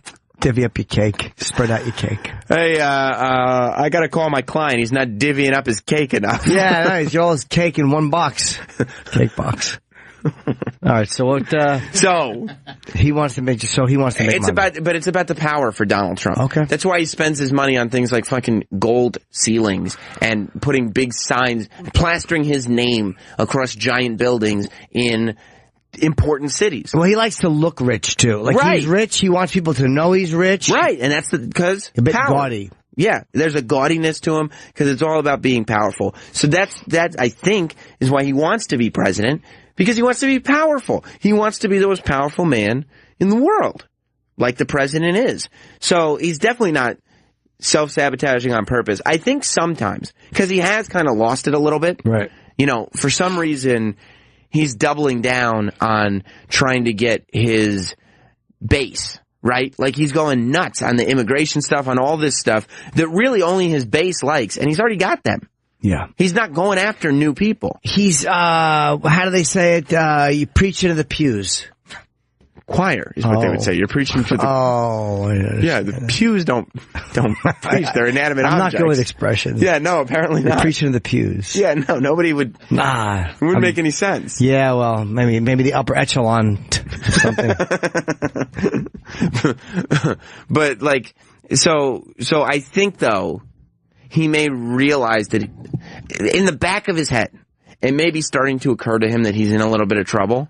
Maybe. And maybe I think that a thing happens with people where you do kind of self-sabotage by mistake as almost like a defense mechanism. Well, here's the thing. With the upper echelon of his management, you'd hope that he would change the upper echelon. So, I don't know why you keep using that term. Oh, I just wanted to hear what it sounded like correctly. Oh, I see. I don't think he's self-destructing on purpose. I just think that he's one of those guys that is like, I'm going to keep doubling down. Like, he doesn't want to admit that he's wrong. Right. It's like when you do a certain thing a certain way for a long time, you don't want to admit, like, I'm a fucking idiot. Right. And I have to listen to other people. But I don't think he's self-destructing on purpose. And why anybody takes... Look, Michael Moore doesn't like the guy. Who gives a fuck what Michael Moore thinks of it? Right. Like, let him think that he's doing that. Who gives a shit? You don't think Michael Moore has an inside track on it? No, I don't. I don't think Michael Moore has an inside track on anything Trump. The insiders are not going to let Michael Moore, like, okay, let's tell Michael Moore what's going on. No, I don't think they are. Him. I don't think they are. No. He's just guessing, and they're like, Michael Moore drops bombshell. What, did he trip on something? Get it? Because he's fat. Another fat joke. He's a big guy. He's a big guy. But I do think that there may be, because I think that there's also a lot of pressure that goes along with running for president that I think Donald may not have realized, because I don't think he's had this kind of pressure on him before. What happened with Melania's immigration stuff? Weren't they talking about whether or not she was an immigrant? Is she going to turn her papers over? They were talking about that, but I think that there was no conclusion to that. Okay. I think they just realized it was a bullshit thing. Maybe. That they were just starting bull sugar, maybe? Yeah, I'm sorry, you're right, bull sugar. But Donald hasn't had the kind of pressure that exists. I know he has a lot of pressure in business, but the kind of pressure that exists on everybody looking at you all the time. I'm used to that. No, you don't know what it's like. Yeah, I do. No, you don't. Fuck it, everywhere I go. Constant. How was the subway this morning? Crazy. Was it? Fuck yes. Or was it kind of quiet and easy? It was crazy. All looking at me. Were they really looking at you, or were they kind of just looking at their phones and stuff? They were taking pictures of me with their phones. Were the phones pointed at you or at the ground? They were pointed at the windows, but they were using the reflection to get my photo. I don't think they were. Yes, they were. I don't think anybody really took notice of the fact that you were on that train. Oh no. Yeah, I'm sorry. Am I a narcissist? Yeah, a little bit. Oh no. A little bit. Oh no, I'm a narcissist. But I'm glad you Nothing worse. I'm glad you come to terms with it though. I'm hoping. It's important. It is. But yeah. So Donald hasn't. So I think under all this pressure, there is the possibility that he's starting to crack a little bit. Yeah, little fissures. And that's why. And so he's making poor decisions because he just goes back into his like comfort space, which is, keep immigrants out, build a wall. We're insulting people. Like it's stuff that is proven to not really be working well for him anymore. I also think that he's not good with follow-ups. Like, he said some stuff that got a lot of people talking, and he's just trying to stick to that, but now people are like, we kind of want a few specifics. Right. And he's not giving enough. Right. I don't know what I'm going to do. Come election day, I don't know yet. I've not decided. You haven't. I really haven't, no. I would love to say, like, I've been looking at, like, Gary Johnson and the third-party people, but, like... Wait, what's his name? His name's Gary Johnson. Gary what? Wait for it. Gary, Johnson. There it was. Chip, you may be the first person to have noticed that. I think so. You heard what I said? Yeah, everybody heard it. Trav Dog ain't here. No, he isn't. He'll be here in the afternoon and shit. Yes, he will. But... You're not cool. But... yeah, I think, but like, a third party isn't realistic. Yes, it is. Now, in this election? Oh, no. Yeah, someday. No. Someday, right. But we're still... I'm a Whig from way back. You want the Whig Party to come back? Yes, I do. WHIG. Right. You want the Whig Party to return. I do. I like the upper echelon of Whig management. Stop saying that. Why? Because it's no reason, like, I made a mistake. A big one. It's not that big of a... It's only a big mistake because you keep bringing it up. You said echelon. Well, I know, but it's like, it's just a mistake I made. A big one. I understand, but we need to get past it. All right. I'll text you later and say, please don't bring up my mistake again. Yeah, hey, can we edit that out of the replay? Yeah, please. I hate that you did that to me. Yeah. They're gonna mock me. But I think that, it's not time for a third party. It's not realistic now because the most they're going to do is get what? 10, 12%? They're not going to make a difference. Oh. A third party. Yeah. It's not going to happen. It's not going to happen. Let me go to, we'll take some calls. God, I'm the generous. Oh, yeah. We'll talk about that for sure. 866-969-1969. Yeah. Let's go to Michael in Houston. Michael? Hey, guys. Hey. Good morning. Michael! I just want to tell you that... When I was a boy, I used to say Michael Motorcycle for my friend Michael. We'd give him a good teasing. How is that a teasing? Michael Motorcycle. We'd laugh. What does that mean? It's not even... Mine was Michael Row Your Boat Ashore was the song. It would rhyme. It still does. What do you mean it would? Who cares, though? It was fun. We'd all laugh. Michael Motorcycle. Would you really laugh? Yes, we would. And they'd all say, like, Kirk goes to work. Kirk is a big jerk. I didn't care for that. You didn't like that as much? I did. Kirk. Oh. Look at Kirk. He likes to smirk. Right. Kirk. What a real piece of work. You like that one, yeah. Huh? That's good. That's... Kirk, he's gonna twerk. Right. And I'd dance and we'd laugh. Your laugh is contagious. I want to tell you that. Thank you. Yeah. Michael, please save me. Yes. No, the thing I was just going to mention, and I really believe this, he's a businessman. And when you work in business, you know... Hold on a minute. Looking for Trump's a businessman? Wait a minute. Right, but the point you're saying about power is not what businessmen are about. Businessmen are about money only. And think about years ago when Stern ran for governor. He did anything to get out of it once he got to that point. And add this to the equation. If Trump becomes president, he can't work. Yeah, but he can't work at his business. He has to work 20 hours a day as president for a couple $100,000. I do like power too, by the way. And he's 70 years old. But if he dropped... Here's a couple of things. Number one, Trump is a celebrity and a media personality. He didn't do... Trust me, that's hard. No, it's not. It is. He didn't do The Apprentice because, it was a great business move. He did The Apprentice because it meant 2 hours of primetime TV for himself every week on NBC. He wants the attention. He definitely likes attention and power. And when Stern ran for governor, I mean, that was a confirmed, strict publicity stunt. There was absolutely nothing to that beyond sole publicity. Beyond being a goose. Right. It was a move of a goose, and he would admit that. But with that one, he looked for any excuse to get out. My point here is that if Trump runs for 4 years at the very least, he's going to be stuck to a couple $100,000 salary, can't run his businesses, may not do anything at all in power because he can't control the Congress and the Senate. You know, there's other parties, there's other people involved that make decisions. I love But the parties. last thing is, Yeah, but you know how Trump makes his money.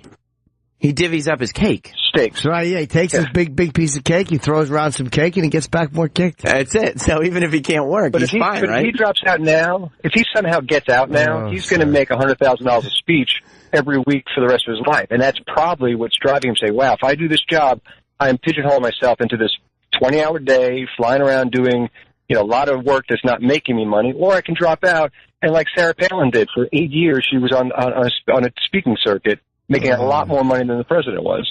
Yeah, but, you know, I mean, Donald Trump was making a lot of money on television. Like, it's not for the speech dough. Because Donald Trump could already command a high salary. Yeah, sir, he doesn't, you know. For doing speeches. And by the way, Troy just told me that Stern, actually, part of his campaign was he announced that he would drop out after he got elected. Like he said, if you put me in this position, I will definitely drop out. And give it to someone else? Right, yeah, I'm not gonna do the job.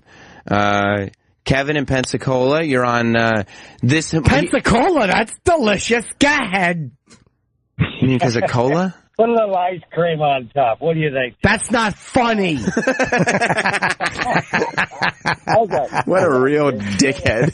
On this presidential deal, I think it's a win-win no matter who in the hell wins it. I'm sick of hearing about this fucking election. I get to reopen my business that I had to close down 7 years ago because of Obamacare. You know, that's if Trump wins. Now, if Hillary wins, get this. Y'all go back and check out her speech, this last speech she had. Mm-hmm. I'm going back to college. I'm going to let the government pay for it. Oh, I see. I'm going to be a plastic surgeon that works on nothing but boobs. I got it made either way, dude. You know, I think it's win-win either way. Cool. Thanks, buddy. Well, I got a friend out in Vegas. All right, we'll talk to you later, I know you're buddy. lying already. I don't believe you.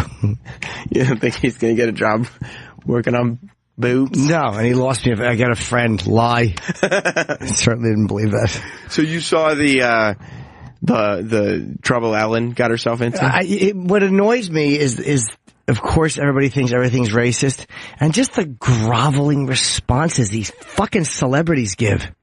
Can you stick up for yourself once? The one bit of credit I have to give out. So Ellen DeGeneres tweeted out a photo of Manute Bol. Yeah.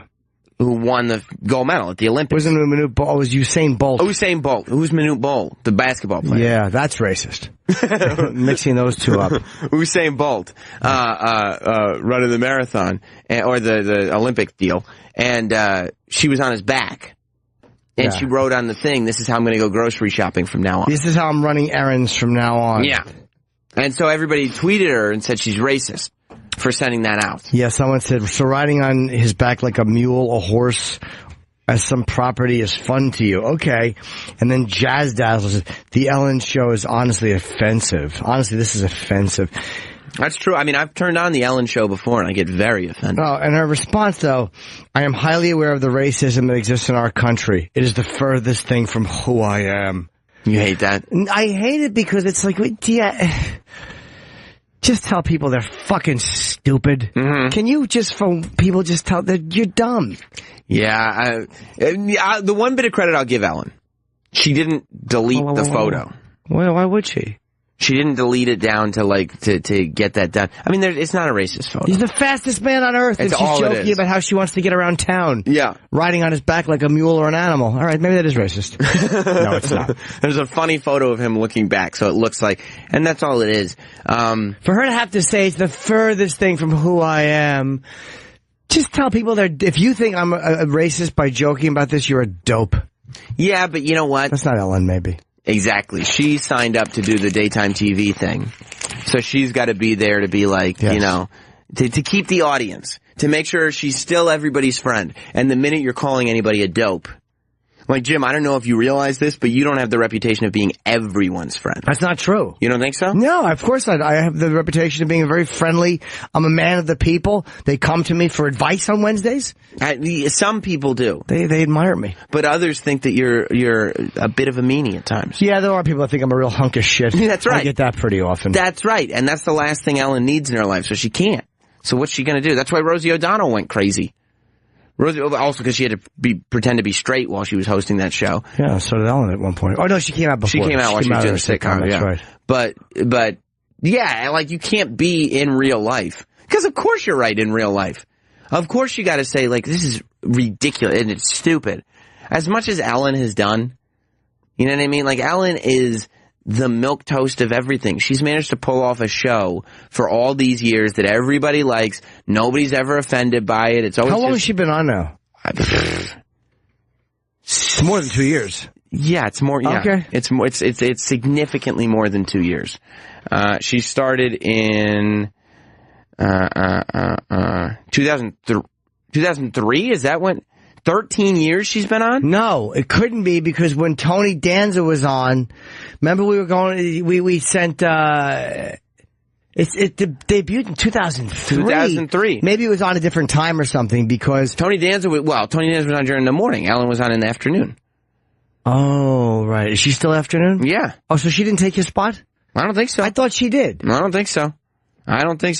I thought she took Tony Danza's spot. Not that I'm aware of. No. When was Tony Danza on? That would have been 2005 because you were doing stuff on the show. That's what I'm saying. Yes, Yeah. those things overlapped. I don't remember. Yeah. I just remember fucking Anthony doing Danza on the phone. Oh, so funny. Joan, suck on my bone. wait to give him the Tony Danza show. Yeah. I don't remember what years that was on. 2004 is when Tony Danza was on. 2004 to 2005. Only 1 year? Yeah, it didn't last long. It was a fun show. Remember his Spider-Man outfit with his big penis and boggling around there? Literally the only thing I remember about the show.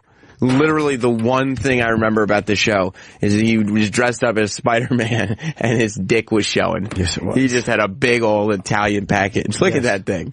Look at that thing. He's trying to cover it up with that mask. Everybody can see it, Tony. He was bashful about it. It's not going to work. Yeah, he was very shy about his big penis. But I mean, come on. If Ellen can be, like, daytime TV for 13 years, never saying one controversial thing. Now she's racist because of a dumb Photoshop. I agree. She is. But you know what? Ellen is a part of that politically correct world. She is. And she's like, I'm not saying she goes after people. I don't know if she does, but that's what you get. Yeah. You know what I mean? You're one of you're from that mentality of fucking, people just knee-jerk react and accuse people of being something else because they try to do something to be silly. Right. They canceled I Am Kate.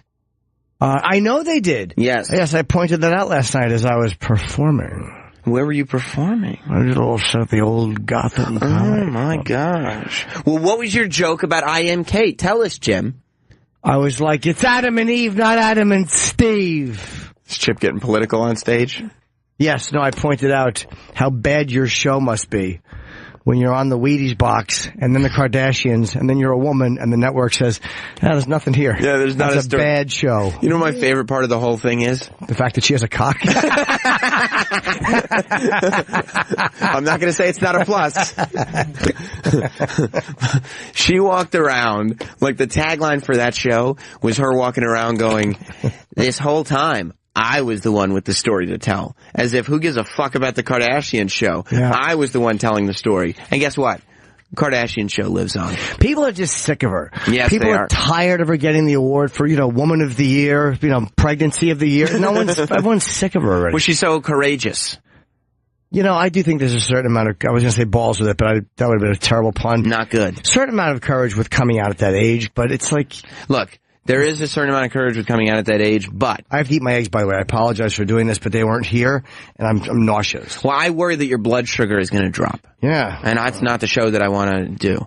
But look, Caitlyn, I think stopped being courageous, really, Maybe it's more. Nah, it's not. She stopped being courageous when she jumped on TV and was like, Don't fucking talking about being fucking transgender. I don't know what you're saying. Oh, sorry. Your mouth is full of egg whites. You're chewing with it wide open. It's disgusting. No, but she like, when they're like, hey, Caitlin, good news. Same-sex marriage is legal. And then she goes, yeah, I don't support that. Yeah, no, I'm a bit of a traditionalist myself. Caitlyn Jenner called herself a traditionalist. Wait, does that asshole not support same-sex marriage? No, she doesn't. What a fucking douchebag. Yeah, Caitlyn does not support same-sex marriage. What a fucking douche. Because, and she said she's more of a, she's more of a traditionalist. What a fucking asshole. Yeah. Oh, wait. Caitlyn Jenner clarifies thoughts on same-sex. Everyone should be able to marry the person they love. Okay. That is absolutely not what she said. How do you know what she said? Because I heard what she said. I mean, just because you like that lifestyle. I don't. It's not what I'm accustomed to. I don't dislike it for other people. I'm a little tired of her I'm show. a traditionalist. I'm older than most of the people in the audience. I kind of like tradition. All right. And it's always been a man and a woman. I'm thinking, I don't quite get it. She's sitting there wearing her dress with her titties and everything. And she's like, same. Hell yeah. That's not what I'm getting at. Knobby ass knees and a pair of titties. But she's sitting there saying, I'm a traditionalist, and I don't quite get it. That's what she said about same-sex marriage. I don't quite get it. I don't get it. I'm a little sick of Caitlyn myself. Yeah. And for me to be sick of Caitlyn, she really must be overexposed. Yeah. I'm pretty sure she should be in jail for killing that dude in the car anyway. Wasn't that a lady she killed? I don't know who she killed. She killed a person. How many genders are you going to mix up? I think that was a lady. She killed an old woman. She should be in jail for that. Why? She wasn't texting. It was just a mistake. Yeah, but she was culpable for it. Wait, she sued the fellow driver involved in a fatal crash. It's gonna be tough getting the money out of her. No, but she didn't sue the old lady. I'm sure she sued. Was there another driver involved who like nudged her or something? I don't know. She filed documents saying another driver is partially responsible. Oh God. Stupid. It will be nice to just be done with it. Be done with the whole thing. In the beginning it was like, oh wow, this is it. And then it's like done. Finished. These eggs suck. Why? I don't know. They're rubbery. How does that happen? They're just rubbery. Does that? I don't like rubbery eggs. It's rubbery. I don't like them at all. Do you think it's because they were sitting out? It's later in the morning? I don't know. I don't know. This is a later show than normal. It is. I like it though. It is. I like that extra hour of not sleep. I panicked. I woke up this morning at 6:44 and I thought it said 8:44. Oh, and you thought and I hadn't texted you or anything. It's like, what chip's not here? I'll just take it. Well, no, I didn't even look at my phone. I just looked across and saw my clock. I'm like, oh no! You thought it was 8:44? 6:44. Yeah. Sweet boy, back to sleep for a few minutes. That's right. Got a couple extra minutes. Couple extra winkies. That's right. But I didn't get any extra winkies. You didn't? No. You just tossed and turned? I just laid there. Like a fucking log. You know, it's still good to get rest. No, but it's frustrating to not sleep. Yeah, it is. I was wide awake last night, fucking my mouth garden. Not dozing off. So are you not sleeping because you don't like the mouth guard? I don't like anything. I don't like being alive. And those thoughts just keep circulating. Oh my God, how easy it would be. Yeah, no, I'm are you staying up? Are you staying up all night for physical reasons or mental reasons? There's too many Trump articles in here, by the way. It's fucking Jesus Christ. Trump, baby. I'm so sick of him.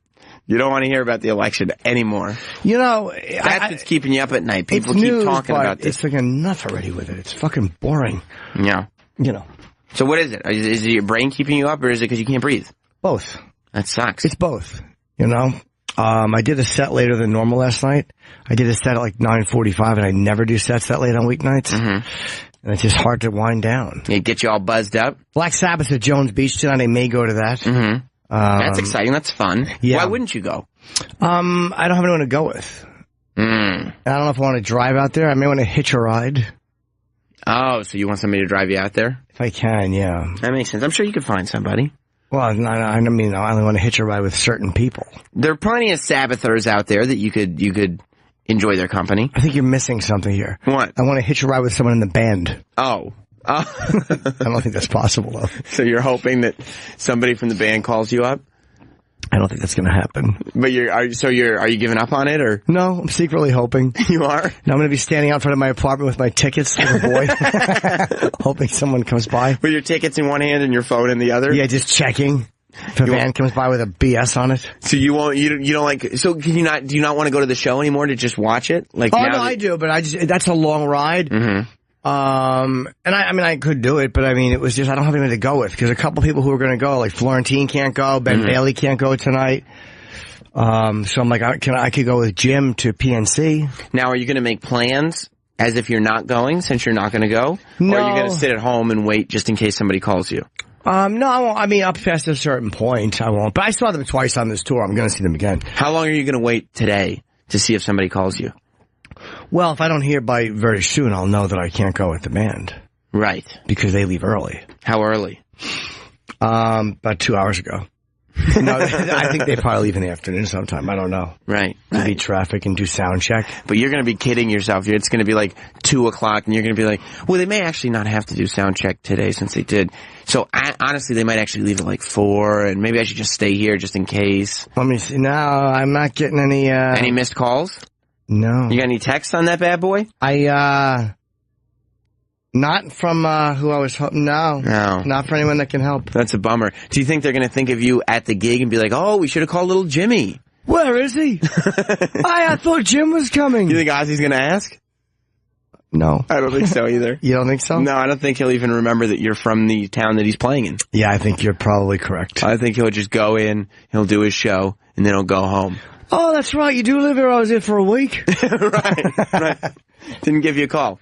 Yeah, well, when people are on the road, it's kind of... I don't like to bother people. No, of course not. Of course not. But you wouldn't mind if they bothered you. No, I wouldn't. No. Do you mind running down and getting me some cough drops? Yeah. No, I'm fine. I'll do that. That's no problem. I had to go down anyway, so... the Anthony Weiner thing. What was the update? I didn't even know there was one. They talked to him. I think it was the New York Times talked to him. And he said, look, my emotional wiring is a little mixed up. Like, he'll admit to it. And when I was reading it, I was like, oh, maybe this is a cry for help. Because we did the whole thing about him sexting again. And I figured, oh, maybe if he's admitting that he's a little mixed up, he's not going to, okay, good. And then I read on, and he goes, but that's what made me successful. So he's sitting there and saying this thing that's driving him to repeatedly sext and repeatedly get caught saying very embarrassing things. That's the fuel that he needs to push him forward. He might be correct. He might be saying my wiring is fucked up, like my brain's a little off. Mm-hmm. And the same, okay, here's what it is. Being funny. The same thing that drives you to be funny is also a lot of times the same thing in your head that will make you see everything and be miserable. Right. So, but it's the same thing working for you and it works against you. Stephen King talked about that when he talked about how does he write. He said we all have that little horrible part of our brain that talks to you all day and says horrible things. So what you got to do is harness that and make it work for you. Mm-hmm. Make that shitty part of your brain work for you. So maybe that's what he does. He takes that but part he doesn't make it work for him. Oh, when he was running for mayor, he did. When he was no, because when he was running for mayor, he lost his flying colors because he kept fucking sexting. No, that was bad. But when he was in office before, he was pretty successful at what he did. He was for a little bit, but then he got thrown the fuck out because he couldn't control himself. That part of him fucked him up, yeah. Right. But it might have been the same part that helped him get elected, too. So I think, the idea is that then you have to balance your shit out, because if you're saying, well, the part that makes me, sex people is what makes me successful as well, then you go, okay, well, good, but the sex thing is making you not successful. Maybe you've lost multiple gigs now. Maybe it's the constant need for dopamine or the constant need for stimulation or whatever it is. Maybe that's what makes him successful, that drive to keep moving forward, that drive to not stop. I think there's something to that. It's all about, and it's the same thing with being in comedy. You're chasing highs. Yeah. So you're trying to get the high of people laughing. I'm chasing those laughs. I'm chasing, that's a documentary on me they're doing. It's called Chasing Laughter. Down. Why is it down? Chasing Laughter down. It's Chasing Laughter, ... down. Now, is that because you have downs? No, it's not. Oh, I just didn't know where the wordplay came. No. It was like the book that I'm working on. Chasing Laughter, ... down. Chasing laughter down. It's like my book, Boats, down there. Do you remember that book I was doing? No, I don't remember the boats. It was a book of photos of boats taken from bridges and high places. It was called Boats, down there. Terrible. Was it successful? I haven't finished it yet. But people sometimes, this is years ago, will still tweet a photo and they'll say you should put this in Boats down there. Like, I forgot about that. Well, there you go. If you don't end up going to see Sabbath tonight, just hit up one of the bridges, take a couple photos, and... If I don't see Sabbath tonight and I'm on a bridge, it's not going to work well. No. Yeah, good. Well, still, go to the bridge then. I'm all for it. I want to go see the band. But yeah, I think that you're chasing highs. And so... It's the same thing. That's what we were talking about with Trump and wanting power. Like, this dude, Anthony Weiner, was chasing that high of being in control, of having power, of people voting for him, right? Like, that feels good. People vote for you. It means you're convincing people to say, I like him better than him. And he likes that. And when that starts to go away, or when he needs a better high or whatever, he starts seeking the approval of these chicks over text message. Yeah, and he just keeps getting busted. He's just kind of dumb to keep doing it. Yes. You know, especially knowing that your wife's in this position. It's like, please stop tugging, you prick. Yeah. Just tug it to your old text messages. Or just fucking, you go online totally anonymously and just go, you know, I don't know how you could do it, but, you know, talk dirty anonymously. Don't fucking keep using your real Facebook, stupid. Right. You're married. Yeah. Stop bringing it back to who you really are. His wife is kind of pretty, though, man. She is? Huma? Yeah. She's a good-looking woman. I wouldn't mind going down on her. You wouldn't? No. You would do that? She's got a good sense of humor. Because of her first name? Homa. That's right. You got it? I'm winking at you. Chip, you wouldn't know a good sense of humor if you saw it. Yes, I would. Okay. That's Chip's big comeback. Yes, I would. Yes, I would. Chip's literally. He would there she is. Yeah, she's a good-looking woman. There's a bit of a toothy smile, but cute. That's fine, though. That's fine. Yeah. You could deal with that. Is that her? No, it's not her. There's a picture of a stripper on her back with a fucking leg up in the air. How could that be her? You don't think that would have come out before?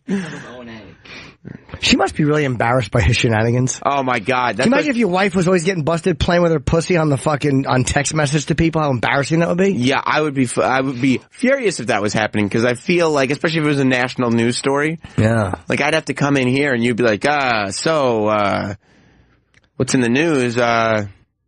Your wife keeps texting people. She just keeps sending pictures of her vagina to people. Why does she do that?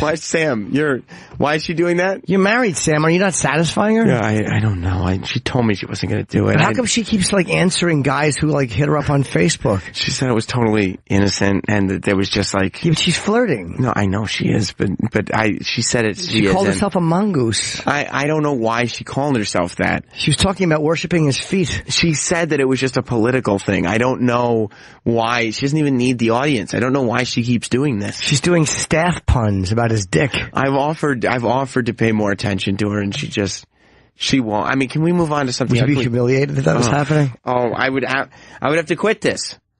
I would have to stop coming in. It would be awful. Yeah, that awful. was humiliating. That was the worst part of the Wiener movie that we were talking about on Monday, is watching Huma walk around just wretchedly embarrassed by the whole thing. That's the best part of this whole thing. Watching his wife just be like, oh no.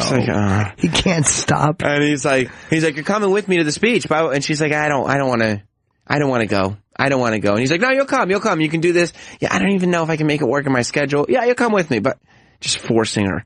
I never heard her talk. What does she sound like? She's just quiet. You know, she's either really great in bed or really lousy. She's quiet and unassuming. I can't tell if she's an animal in bed or she's a dud. I don't know. I would love to, Let me hear her talk. Can we hear her talk? Do a press conference, because she spoke at, there it is, the third one down. No, yeah, that one. Yep, fourth one. Yeah, this was her. She spoke at the press conference for Anthony Weiner when he had to announce that he had been, this was the second time he was caught sexting. This is while he was running for mayor. She was like, yeah, what are you going to do, right, guys? Right? Forgiving him wasn't easy. Many of you who have followed this campaign now, I've spent a good deal out on the campaign trail. at churches and street fairs, parades. But this is the first time I've spoken at a press conference, and you'll have to bear with me because I'm very nervous. And I wrote down what I wanted to say. You laughing because she's nervous? Yeah. Your mouth's full of egg white. It was the beginning of a time in our marriage that was very difficult.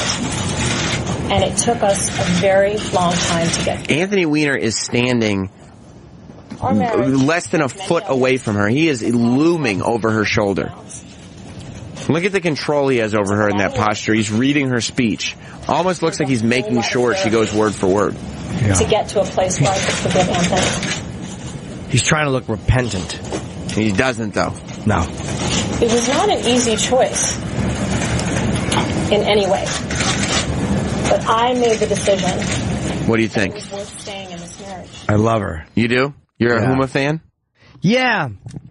Yeah, I want to make out with her. You do? Yeah. She's got nice lips. Oh, she's very kissable. Who's the guy in the video that keeps peeking over the top? That guy with the gray hair is Oh in my the other God. cubicle. What are Look you at guys him. doing? I'm like, why is he there? What are you guys doing? What the fuck is that guy doing? He's just at work. What are you guys talking to? Oh, right, press conference. We're watching an old... Well, that couldn't be very Secret Service safe.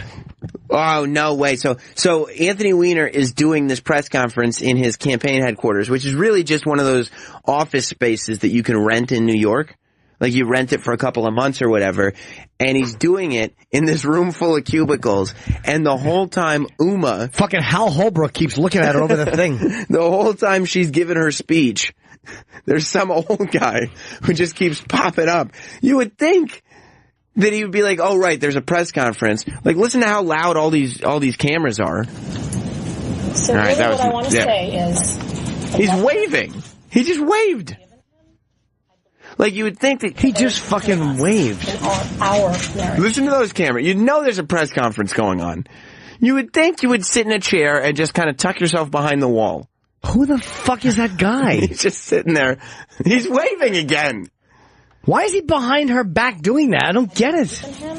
He's just saying hello. He's probably texting right now. See, his head's pointed down. You can tell from his hair. And he's sitting there and he's texting. Someone's saying, I see you on TV. And he's going to give him the wave. Let him know, hey, I see you too, buddy. While this woman is sitting there being like, yeah, my life's falling apart, and I have to pretend it's not. Our marriage. She's talking about her marriage Discussed all of this before Anthony decided he would run for mayor. and her husband who can't put his thumbs down. So really what I want to say is Hi! I love him. Just as she's saying, I love him, the guy's got to give the wave to the camera. He's got to mug a little bit. And Anthony Weiner's doing this is 3 years old. He's doing the Percy politician lips. Oh, yeah. When they regret something. Yeah, I can't remember ever hearing Huma talk before. She has a nice long neck to kiss. You think so? Yeah. Would you leave her with a hickey or two? Yeah, sometimes you gotta mark a woman. You do? Uh-huh. Let him know who's boss? You just claim them like that. I see. Put your mark on them so they can't give it away. Bite their stomach. If they like that, of course. You don't just do it. Right. But you suck on the stomach and you leave a mark. You let him know. It's like leaving your signature. Yeah, now you can't give away what's mine. And you say that. That's alarming. You hope they like that. Right. That's a really creepy thing if they don't do that. Yeah. Now you can't give away what's mine. Why are you leaving a hickey on my thigh? So you can't open your legs and give away what's mine. What percentage? What percentage likes that to dislikes that? I want to hope it's a higher percentage that likes it. You're rocking like 7% likes it, and it's like, why do you keep doing it? I'm gonna guess 50-50. Yeah. Some half will like it, half won't. But you better discuss it first. You kind of have to catch a vibe. Yes, you do. I get that. In the same interview that Anthony Weiner was talking about, oh, maybe my wiring's a little off. He goes, they ask him about sexting. Like, oh, are you still sexting women? He goes, I'm not going to talk about that. Why are you doing a fucking interview, stupid, if you're not going to talk about it? There you go. In the same chat, they asked him if he's still sexting, and he goes, I'm not going to go down the path of talking about any of that. Olivia, I can read his part, Yeah, Craig, you can read it. but I will say this. There's no doubt that the top presidential nominee Donald Trump phenomenon has led a lot of people to say to me, boy, compared to why the Russians come hack somebody's email, your thing almost seems quaint. That's pretty. I was reading along and I didn't know what you were talking about. First of all, it's not GOP. Anthony Waters said, I will say this, there's no doubt the GOP presidential nominee Donald Trump phenomenon, as a lot of people say to me, boy, compared to inviting the Russians to come hack somebody's email, you think it's almost quaint. It's one of the all-time worst readings of a quotation. That's what he said. No, it's not. He said, I'm not going to go down the path of talking about any of that. Leader said before rationalized the sex experiment closing up with Russian spies. How are you so unfamiliar with the way the inside of your mouth works? And I'm just talking. No, you're not. I have a very thick skin, leader told us times. Some degree the same thing that made me successful, allowed me to survive stuff, so my emotional wirings are fully connected. You're making me feel like I need to throw up, like you're giving me acid reflux just talking like that. It's just, I swear that's all. Because it's right in the back of your throat. He didn't think that leader. Oh, God. He was like, he was saying like the whole Trump maestro thing is a little bit different. Oh, stop, Craig. Go. Somebody else. Somebody else. During the week of the National Democratic Convention, you appeared on Colbert, Bill Maher Show. What's your philosophy? Ah. You don't like to play Craig? No, it's giving me a physical reaction. By the way, these eggs, I don't know where you got them, but I hope the place burns to the ground. You do. They're fucking rubber shit. Ugh. Took 2 bites. I can't even eat my breakfast.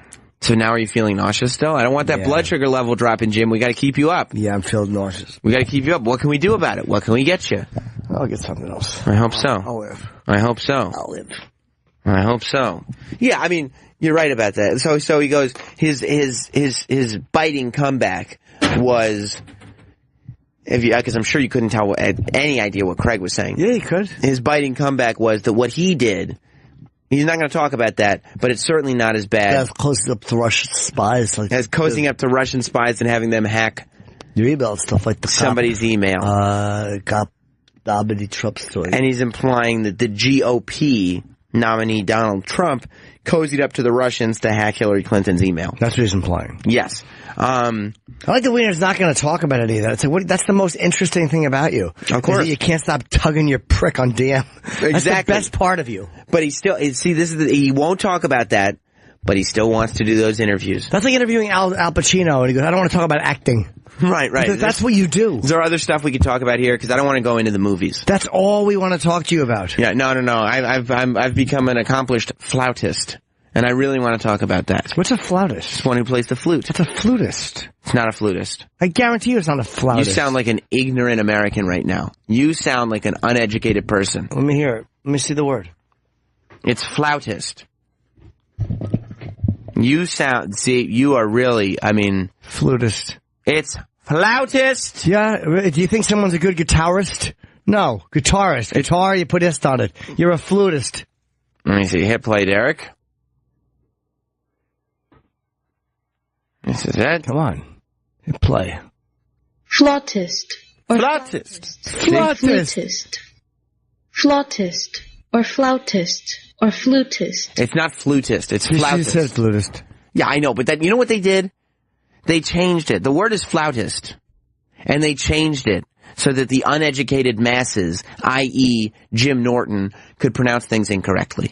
No, they said it right. Flutist. No, it's... I like that this only has 65 views. You know, nobody wants to hear how this word is pronounced. No. Somebody was like, I got a great idea for a viral video. I'll put up an audible pronunciation of the word flautist. It went up in Not April, a lot of clicks. April of 2015, and it has 65 views. So that's 4 months. But I'm looking right now. What's that? April, May, June, July, August. Oh, 2015. Yeah, 16 months. Oh, boy, 16 months. Your video is officially a bomb. Yeah. It's officially a fucking bomb. Luckily, it's got no thumbs down. We're up. Oh, boy. No Nobody thumbs. even bothered to No one bothered to rate it. Oh. You know why? Because she can't make up her fucking mind. Flautist, flightist, or flutist. Yeah. Babe, why did you put up a video that says, here's a word, pronounce it however the fuck you want to? What's the right way to say it, bitch? Exactly. Flautist or flutist. Derek, make sure that video gets tweeted out. I think people need to comment on the fact that that is not a well-done video. Adrian's pointing at something. It's on Twitter. I think we don't have the Opie and Jimmy Twitter account password. Oh, that's too bad. So I think we're using the SR Show SXM Twitter account today. Is that right, Adrian? That's correct. Okay. So that link is on SR Show SXM. Okay. Yeah, that's terrible. They did a terrible job. Yes, they did. Here's all the pronunciations, proper and improper, however you want to say it. Just say it that way. Flautist, or flutist. What is it? Yeah. Fucking asshole. Which fucking one is it? Make up your mind, stupid. Yeah. I'm the most agreeable translator robot of all time. I just don't want anybody to be wrong. I want everybody to think that they're smart. But I was right. You weren't right. It's flutist. It's flautist. So play that one more time, please. And there's a nice big intro on it. Nice. Flautist, or flautist, or flutist. There you go. First of all, Flautist, or flautist, or flutist. Or flutist. Nobody has ever said flautist. Yeah, a lot of people have. You would say flautist. No, but it's got, wait a minute. Oh, shit! Now it's got 6,787 views. Is this a different? No, this is a different one. Has to be. This is a different one. This one was put out in 2013. Okay, good. That's better. Still no wonder the other one didn't do well. This one's got the viral vibe to it. Yeah, that's right. There we go, 65 views. Here's the one. For a minute, I thought we were really popular. Here's the one with 65. Flautist. Okay, start. Yeah. Flautist. There it is. You are wrong, Norton. No, not that guy's wrong. That's the 65 He didn't say video. flautist or flutist. It's a flautist. That guy's a piece of shit. You were wrong. No, I'm not. He didn't bother adding flutist to his video. Because he didn't know it. He's stupid. He read it wrong. No, that's the problem. Well, what is it? How do we know this girl? Who is this girl? Fuck, she's cute. It's just a fucking wire default image of a person holding a flute. It's nice. Wish she was squatting on it. You are a horny boy. Yes, I am. I wish she was putting that flute in her hiney. You think so? Yeah. I'd love to put a flute in a girl's hiney. What if the edges of the hiney hole got caught on the buttons? Would make a nice sound. It's not flutist, and I'll tell you this. The video that had the most hits was the one that said flutist. And the reason that they said flutist was because they have no integrity, and they're adding a shitty pronunciation, incorrect, of the word, so that they can get their YouTube hits up. It's clickbait. No, it's not, because you already click on it once you hear it. So it doesn't matter what Yeah, but they want to send it to their friends. See? I told you could say flutist. That's what they're going for. No one's ever had this discussion. So dopes like you can email me later in the day and go, hey Sam, remember the conversation we were having? The bottom line is, I know that this is the upper echelon of pronunciation. We're videos. done with that. All right. We're done with that word. We're not going to talk about that one anymore. By the way, John Jones may be returning to the Octagon soon. Really? Yes. He was supposed to be everyone was saying he was going to get a 2-year suspension, and now it looks like he did not intentionally dope. He didn't take what they think he might. They wouldn't say what they think he took. Mm-hmm. But it looks, does that mean he just took a supplement that he didn't realize would test positive? Yeah, I had heard dick pills, but again, that may be wrong. He's not saying. Mm-hmm. That was what I was guessing because I had heard it. But I've heard no confirmation of that. But hopefully it was something else. I want to see him back fighting. Maybe that's the same thing with Brock Lesnar. Maybe he wasn't actually doping. I don't know. Their reputations are a little different. Is it? Yeah. Physically, do they look about the same, right? As far as fighters go? They look racially closer than more than their body types. And then poor WWE has to come out because everybody's like, well, you're going to take him off the wrestling pay-per-view, right? And after days of trying to just, don't ask us, WWE comes out and says, we don't test part-time performers. Oh my God, is that how they're spinning it? Yeah.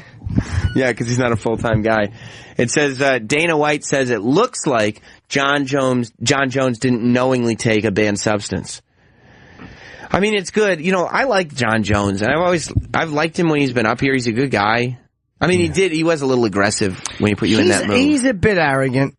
Yeah, no, I like that. I don't mind that. Well, compared to the rest of them, he's cockier than a lot of them are. Definitely, but I don't mind that because he's also better than a lot of them are. Yes, he is. He's probably better than almost all of them are. Right.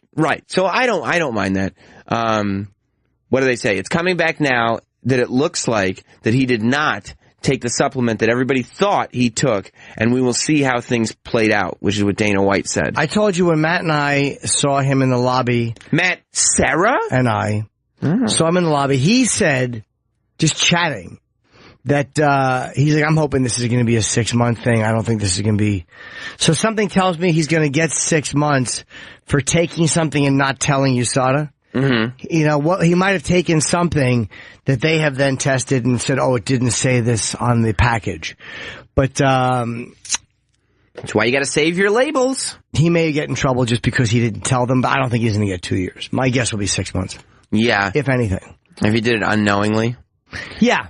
I don't think he has no, I know a guy in New Mexico who told me he's got no reputation as a doper or as a cheater among fighters. He doesn't have that reputation. Yeah. I don't think he's a cheater. I think where he lost in the court of public opinion, as it were, is he had just come back from the coke and all that stuff. Yeah. So that makes it more difficult to trust his commitment.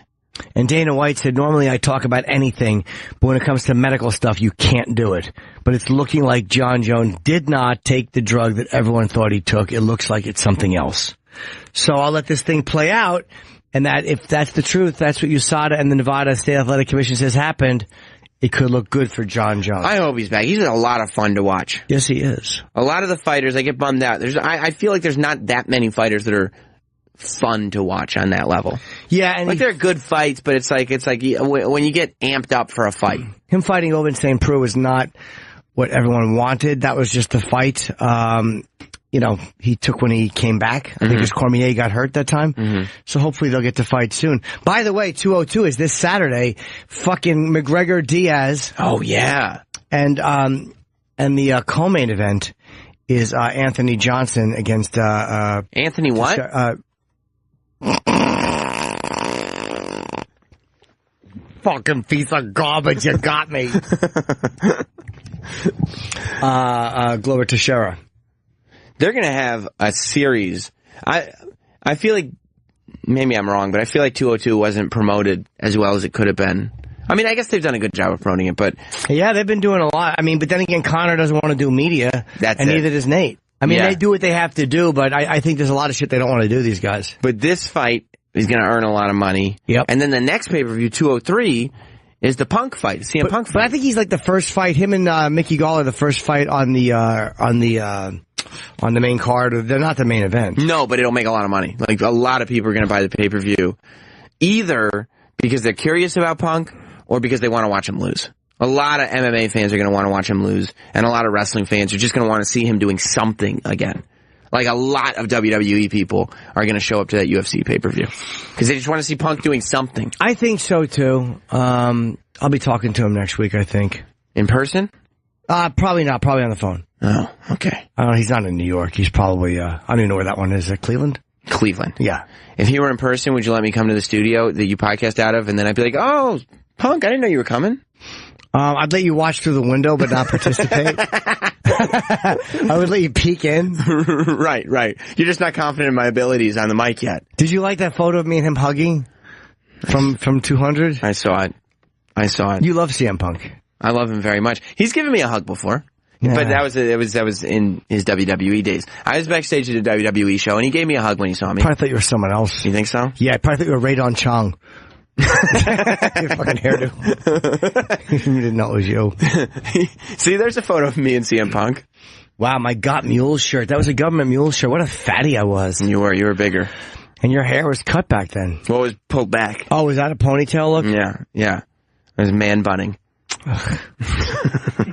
Wow, I forgot about those. I dumped all those fucking XL shirts. Good. Yeah, I had to. You don't need them anymore. No, but you can't let yourself... You got that schmedium now. No, I go small. Ooh. This is a medium that I'm wearing. I thought it was. Why? I thought it was just a little baggy on you. A little baggy, right? A little baggy. I get a small. It tightens up on my body. You like that? Yeah. You like that? Show off my guns. Tyson's selling a shirt that says thuns out, guns out. Oh, wait. That's really funny. Yeah, I like that too. Are you going to get it? Yeah, if someone wants to give me a free one. I don't pay for swag and Good for shit. you. Good for you. Okay, he didn't, by the way, he didn't hug me as tight as that. Do you like this, that in my closet I have a thing that I save stuff in and it's called mementos? It says that on there? I wrote it on there and someone called me out on it. Good. It says, I wrote it and I put it on a card and it says mementos. Ugh. Just in case you're wondering, you walk in the closet. Oh, I wonder, where's my box of mementos? Yeah, I got called out on something else that I wrote on my... Mementos? Yes. Yeah. Oh, that's awful. I like candy. Is that bad? Certainly not the fresh maker. Mementos, and I put on another one. Like, you have plastic bins with stuff in them, and I marked them. Yeah. With a marker. Yeah, you could mark them appropriately, though. You don't use a word like mementos as a fucking single man. Well, I've got a lot of stuff from the Tonight Show when I did it. Like, you're an adult man that lives by yourself, and you decided to create a memento box. Yes, I did. I have, like, all my little mementos in there. And I have one that's it's a clear bin. It's got a lot of my old Tonight Show stuff in there. Because every time you did it, you'd get a candle, you'd get cups, you get all this cool shit, and I just save it because I'm a saver. Right. So I had to mark that. What'd you mark it as? I don't know. I somebody pointed out to me. I didn't even know that some people think it's not good. You gonna write it down? Yeah. Yeah, because I want to see. But I probably should change it. What you wrote on the box. Yeah. Is that bad? I think that's cool. Oh. It's so lame. And it's right there up front for everybody to see. Well, yeah, it's only for me. No one sees it. Just Leno swag? Is Leno swag better? Leno swag. Adrian, if you were at my house... Hey, where's Rocky? You heard that one before, Adrian? No. Okay. Good, you got him, Chip. If you were at my house, right? You haven't been in my apartment before. No. If I was like, oh, and this is where I keep some of my stuff. And he's pointing at his own asshole. This is where I keep people's cum.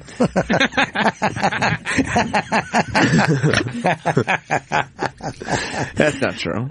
Yes, it is. But if I pulled out a box, right? And I said, this is all the times I was on Fox News, and it just said... Red Eye swag on it. Cool, that's where you know your Red Eye stuff is. Would you be like, oh, that's so cool that you have a box that you wrote that on there? I'd be like, yeah, far out, man. Right, right. That's where your stuff goes. You'd say far out is what you would say? Yeah. Yeah, that's right. Far outside of being cool. Cool. Right. Ooh, Sam, back on Red Eye. I'll be back on Red Eye next week, as a matter of fact, August 25th. Oh, that's cool. Yeah. It's a fun show. Too bad Joanne Nosachinsky left. Did she leave? Or she's leaving, yeah. I think she's done. That's a bummer. Yeah. She is one hot tamale. She was afraid it was interfering with our relationship. Oh, I probably wasn't supposed to say that. She thought that her doing Red Eye was interfering with your relationship. Yeah. Who's Jay and that fat pig? I was about to say, you should get a box of all the blubber that you've set it off and call that your Leno swag. Your Leno swag is under your chin in that photo. Oh, man, was I a pelican-necked zilch. Yeah, I want to know where your Leno tits are. I was a fat boy. You were. I was a little fatty. You were, but you weren't well. Realize how fat you are in those moments. Like, I thought I looked good. Well, that's the picture. That was when he was off the air. That one, I did a benefit at Corolla's house, and there's me, Jay, Corolla. Why do you have a cool guy face in that photo? Ross. Probably because I was squinting into the sun. But look at you. You have a face as if to say, this face is far more confident than I actually am. Yeah. Yes. You have like hey, yeah, just me and the guys. Yeah, I had on like the little, I had on the I'm allowed anywhere fucking, wrist bandana. Wristband. How come nobody else in that photo is wearing a wristband? Because they're truly famous. Non-famous people wear our badges everywhere. I see Jeff Ross, no wristband. Adam Carolla, no wristband. Jay Leno, no wristband. Also, all those three men have very natural facial expressions. Then I see Jim Norton with a cool guy facial expression. Now I'm one of the guys. And an orange wristband. Do you think I look a little douchey? You look very douchey. That was 6 years ago. Well, yeah. You were still excited about all of it then. So excited. I will say, the photo that we just pulled up of you and CM Punk, and by the way, everything, we're posting it all on Twitter, on SR Show, SXM, and whatnot. But wow, was I a fucking fatty. Sorry, guys. Look at you. That's me on the couch on Leno. What you bring up? And that was with Mila Kunis, and that was when Justin Bieber performed. You think Mila had the hots for you when you looked like that? She was very into me. Was she? Yep. I I do get bummed out when I see how happy CM Punk is to see you in that CM Punk photo. Those dumb pants I had on. Those are bad pants. They're horrible pants. I wear bad clothes. You do. I'm a poor dresser. Those are really bad pants. The wash is not good, and they flare out at the bottom. Yeah. Not good. Not a good choice. No. You thought you were looking cool, though. Yes, I did. Look at how shiny your stupid shoes are. You really thought you were something that day. In that dumb jacket. Exactly. It's like, it's military chic. There's something formal about it, but it's just kind of a cash military jacket. Hey, look at me. Yeah, exactly. Exactly. But you have no military experience. Yes, I do. No, you don't. That was a lot of semen.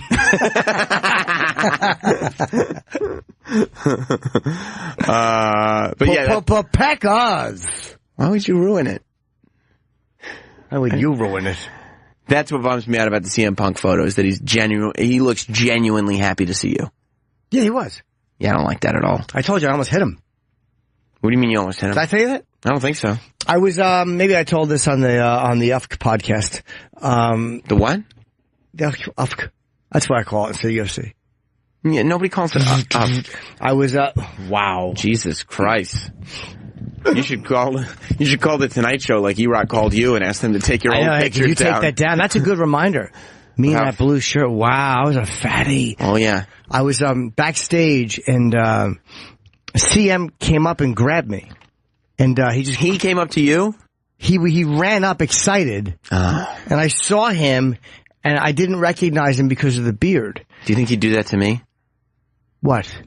Like if he just saw the back of my head somewhere, run up to me and grab me? No, he'd probably be holding onto your shoulders, giving you a good deep dicking. But he ran up and he grabbed me and he picked me up, and I thought it was a fan. You did? I didn't recognize him with his beard. So I'm like, all right. And then he hits my back and he puts me on the floor, and I almost fucking slugged him. Like he brought you all the way down? Oh yeah, on the floor. And then I'm like, what the fuck? Because the day before I had interacted with a fan. I was talking with Dean Thomas, and he was talking to some guy who I thought he knew. So the guy goes to me, like, I know you want to get out of here, like, 'cause I wanted to go back into our seats, and the guy, like, kind of patted my cheek. So I'm like, it's one of Dean's wrestling buddies or whatever. So we walk away, and he goes, yeah, the fans. I'm like, that was a fucking fan? Right. So I was so annoyed. It's infuriating. And hyper aware. I just thought it was one of his guys or just joking with us. So the next day, I'm like, is this a fucking another fan touching me? I'm so glad I didn't shove him or react. When he put me on the ground, I thought he might have been a drunk guy. Like, I didn't know what he was doing. And then I saw his face, and he hugged me. I'm like, oh my God, it's you. I didn't recognize you. I wish you had thrown an elbow. Oh, I was so embarrassed. I wish you'd done that. You know how much trouble? I mean, I guess I would have gotten in trouble, but he's my friend. I would have felt bad. It would have just been a thing. He's like, no, it's cool. You didn't know it was me, but it would have been not cool. Can you imagine if I accidentally broke his nose? I would have, and you delayed his debut by another month? The blog could come out. UFC podcast host Jim Norton. No, they would say CM knocked out by comedian. Oh my God, I would have been so embarrassed. I mean, I don't know. I may have got fired. I may not have. I don't know. It would have been on TMZ. CM Punk injury, no laughing matter. Oh, I would have been so embarrassed. Speaking of embarrassed, let's get to the bottom of one thing before we take another break. Tom in New York, you're on the phone here. Tommy Bram Muffins. Jim Norton and Sam Roberts. Hi. First, I would like to say mementos. You don't like that word? It's so bad. I love it. So bad. Sorry. Okay. Yeah, I just want to let you know, Sam, you indeed are correct. The correct pronunciation is flautist. That's what I thought. Thank you very much, Tom. See, Jim? I didn't hear a word he said. He said flautist. Yeah, exactly. Of course he's going to side with you. Why do you say that? Because he's a fucking dick. You'll be able to hear Sam Roberts Show tonight. We'll be live at 9 p.m. Eastern. And then tomorrow, if anybody wants to come out to the live show at Caroline's, we'll be at Caroline's tomorrow from 2 to 5 p.m. We're going to have Kevin Owens as well as The Club, which is Luke Gallows and Carl Anderson. We're doing a live show with those guys at Caroline's for SummerSlam week from 2 to 5 p.m. It's free, so if you want to go, email sam@notsam.com and let me know, or you could probably just show up and try to get in, and I'll let as many people in as humanly possible. But that's going on. Yes, and I'm shooting my new special in Washington, D.C. at the Lincoln Theater where I shot Monster Rain. I think I know what I'm going to call it, but I'm not sure. That's going to be October 7th. Go to JimNorton.com. Tickets, I believe, are on sale. Are they on sale this Friday? Are they on sale now? I don't know. Can you click that link? Buy tickets. I don't even know if they're on sale. They're not available yet. Sorry, guys. They go on sale Friday. I forgot. And then Reno is going on sale today. So I'll be in Reno, October the 15th. Whole bunch of dates on JimNorton.com. Oh, Australia. I can't wait to go down there, have a shrimp, put it on the Barbie, maybe see some kangaroos. I don't know. Probably not. We'll be back. Sam and myself, the little sweet boy in me. You were on such a great kick. I walked in, right, great pretzels, rods, and a Diet Coke. And Derek's like, you're going to be disappointed in yourself. That's what he said? Like, as opposed to the last 48 years. It's just a long line. No, but I'm nauseous. You are? Good. I like to suck on a pretzel. Like it's salty. It's like phallic but thin. It's just, why do you hold the back of your head while you're sucking? How do you eat a pretzel? Just probably biting. No, they don't like that though, do they? They don't like that. I was going to say, so last night, there's new speculation, but I think people took me a little bit wrong and thought that maybe I had more information than I did. Last night, I was talking about... Is that what Don was just talking to me about? No. Don was talking to me about my live event that I'm doing tomorrow. But last night, I was talking about what the speculation is, what you and Oprah are doing after October. Sucking each other's cocks.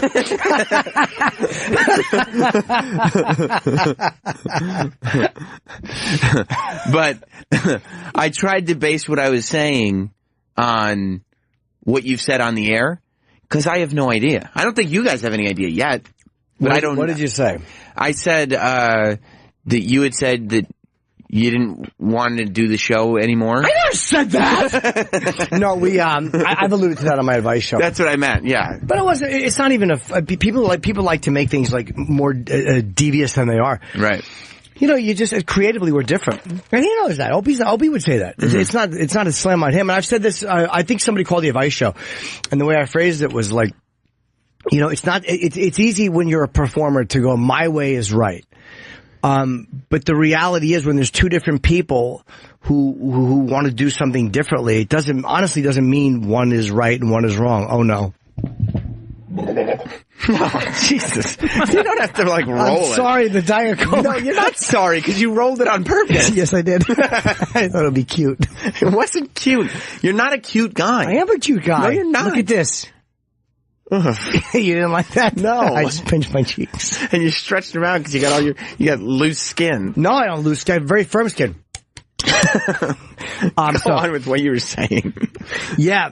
So, so Sam called me last night, and I didn't hear the show.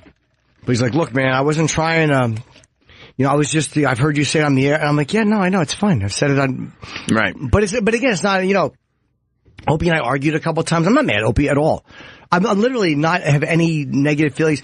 Even after we fought, we had an argument, and then I'm in my apartment, and I'm like, I have a nice apartment, I have a good life, and a lot of my good life, a huge part of it, is because of Opie. Yeah, I mean, that's what I was going to say. Like, I think both of us would absolutely have to sit here and say, we owe a lot of what we have to Opie. I owe a lot to Opie. Me, probably even, on a ratio scale, more than you. But you have a lot less to owe. That's what I mean. But but a higher percentage. I mean, yes, a higher percentage of less. But no, I know what you're saying. And Anthony, I give 50% credit to Anthony as well. It's another reason I'm so loyal to Ant too. Mm-hmm. But again, we don't know what we're going to do, and I'm not being vague with you, or it's honestly one of those things where we don't know because we don't know what the company wants. Right. But I mean, I'm not going to necessarily do what the company wants if it's not what I want. And, and I don't think Opie would either. I don't think, but if the company may go, well, we're not going to let you do anything that's not together, well, then we would have to discuss what do we do. I really don't know. So, people think that we're just being vague or bullshitting, but we're not. But everybody panics like it's this big secret thing. Oh no, what are they going to, no one gives a fuck. Or that there's like some information that's going on behind the scenes. Oh, no. That's not... Something leaked out. Yeah, this is how it happened. Ope's doing a show today. Tune in and listen to it. Of course, it's on the channel. It's on the channel. I didn't know that. I called Don yesterday, or I texted Don, and because I'm home for this week. Sabbath's in town. I'm like, am I going? So I said, Sam, let's do another show in the morning. And you're like, yeah, just text Don. So I texted Don. I'm like, cool, I want to do a show. Which is weird for me, because normally people are like, hey, Sam, do you want to do a show? And I turn down a lot. Never. Oh, I know you don't. I've never turned down anybody's You're doing mornings and nights this week. Yes, I am. So I texted Don, and I said, let me see if I can find the text. Hold on. Not that anybody cares. Holding. But in the interest of transparency. Right. You could paraphrase, I think. No. Verbatim. No. Cares that much. It's probably not that interesting. Oh my God. You're now telling the story of how this one-off show came to be. Oh, here's what it is. I wrote him. What a nice text. I wrote, hi buddy, Sam and I want yo go live tomorrow AM. I meant to say want to. Hi buddy. Sam and I want yo go live tomorrow AM. Don writes back. By the way, that's how we do this. When are we going to yo go live? Yo go live. I like the way that sounds. It's a great name for the show. Yo go live. If this happens again, we're going to call it Yo Go Live in the AM. That's cool. Yeah. Hey Jimmy, I don't have the staff to do. Opie is doing a show that he told me about the other day, and the staff will be doing that show from 4 p.m. to 7 p.m. So he's basically saying that Opie said, hey, look, I want to do this afternoon show. I'm going to need the staff. And, okay, of course. So I didn't know that. So then I called him. And I think 'cause I told you that, and then you're like, well, I got, Adrian's here and Derek's bring here. my guys in. Yeah, bring them in. This way you don't have to get the guys in. Right. Like, I don't expect those guys to come in 12 hours early. Right. Our staff. Who is that? Holy shit. I don't know, but good God almighty, who is that? Some tall drink of water just went into Sway's show. So, scantily clad, by the way. I called Don, and we did not have a pleasant conversation. You didn't? No. Oh, boy. No. But all's well that ends well. I mean, all's well that ends well. You both seem to be in a good mood today. We're on the air. Everything's okay. Yeah, but I'm annoyed. But, Don? Yeah, I mean, I've always talked nicely to Don. I don't like being talked to like I'm an asshole. At all. I see. Why do you want to do a show tomorrow? What? What can we do? Like, what's the big deal? It's a live show. Yeah. I could see if I was screaming about the staff, but I didn't. I mean, I get it. They're doing the afternoon show. That's fine. I don't know what the motivations are. Maybe he's just, got a lot on his plate, and so anytime you throw something new on, it's like, what do we do? Come on, I don't need another thing to have to figure out. You know what I mean? Well, there really wasn't much to figure out. No, it ended up not being. But he said at one point, he said, do you run the channel or do I? That's not the most pleasant of interactions. No, but I'll tell you what was pleasant, hitting the red button on my phone after that. No. Click. Oh, poor Don. Why is this camera blinking?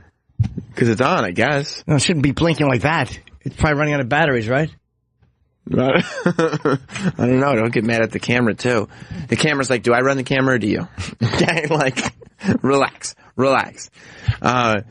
Adrian. What did Ian Halpern say? Oh, Ian was just surprised by the whole thing. And then he asked me who would win in a fist fight between you two. I told him that you were getting along, that wasn't the issue. You weren't. No, I wouldn't want to fist fight him. Opie's been an athlete for a lot longer than I've been working out, so he may win in a fist fight. I said both of you are kind of past the point where you would fist fight, but, Opie went through a period of time where he was having more fist fights. I politely did imply that Opie would probably win. He grew up with brothers, too. He's a bigger guy than I am. He is. Well, I'm a waif. You are a bit of a waif. I hate pretzels. Right. Well, you're sensitive. Well, you won't be a waif for much longer. You're going to get a nice gut on you after those pretzels. And you're a sensitive guy, you know what I mean? You're more of a lover, not a fighter.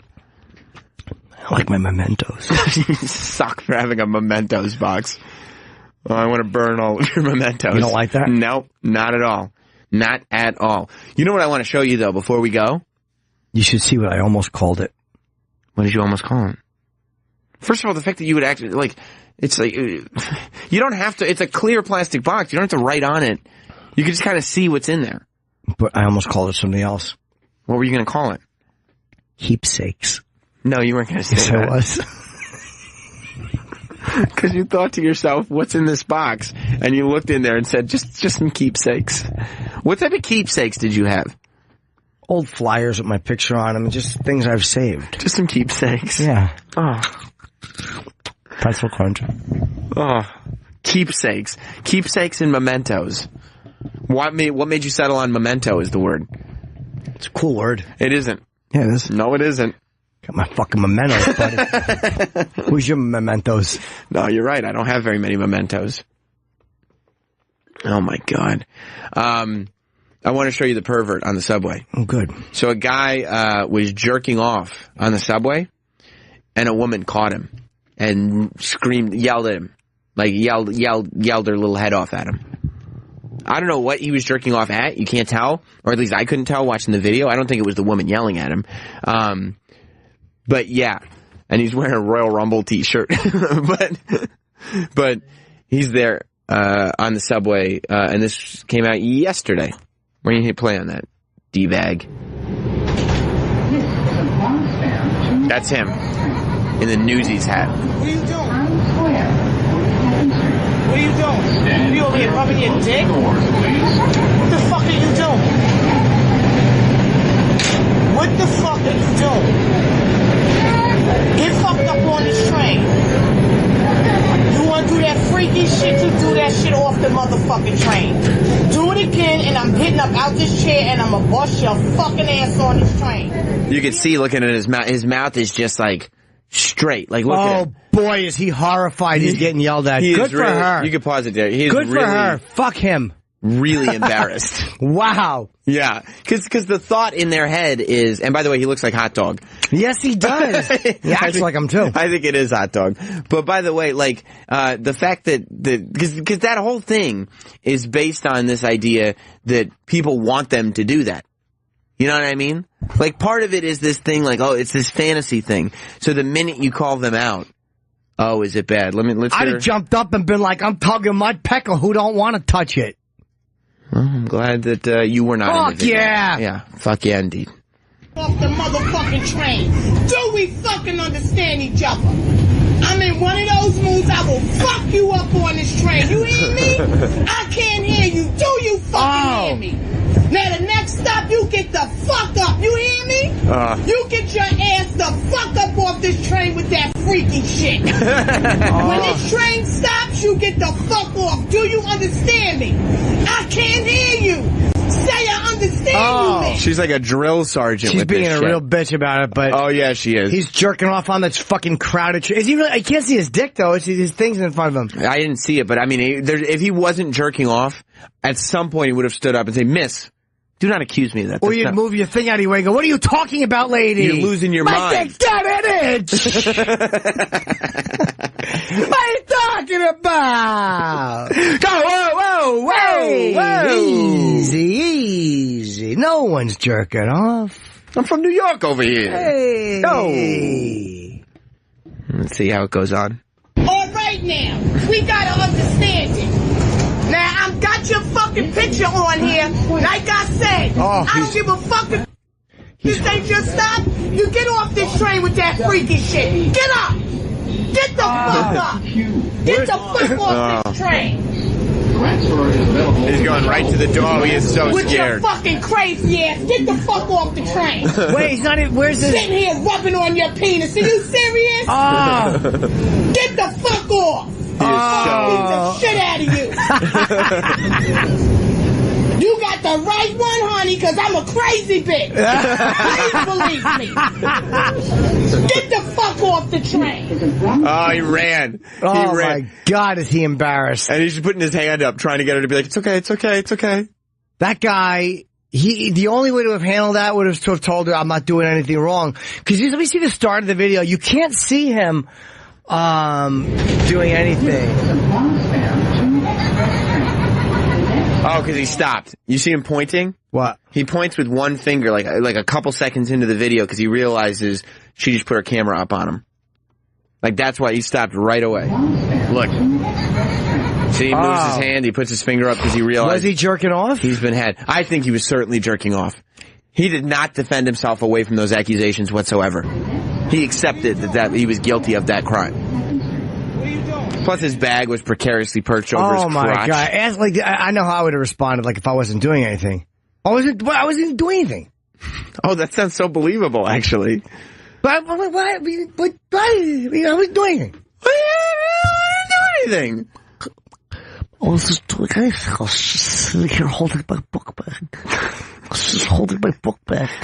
think Craig would instantly get the shit kicked out of him. He wouldn't even get this diatribe. He'd get the shit kicked out of him. This guy, the look of terror on his face, he has no idea what to say. This is where public shaming is good. It is good.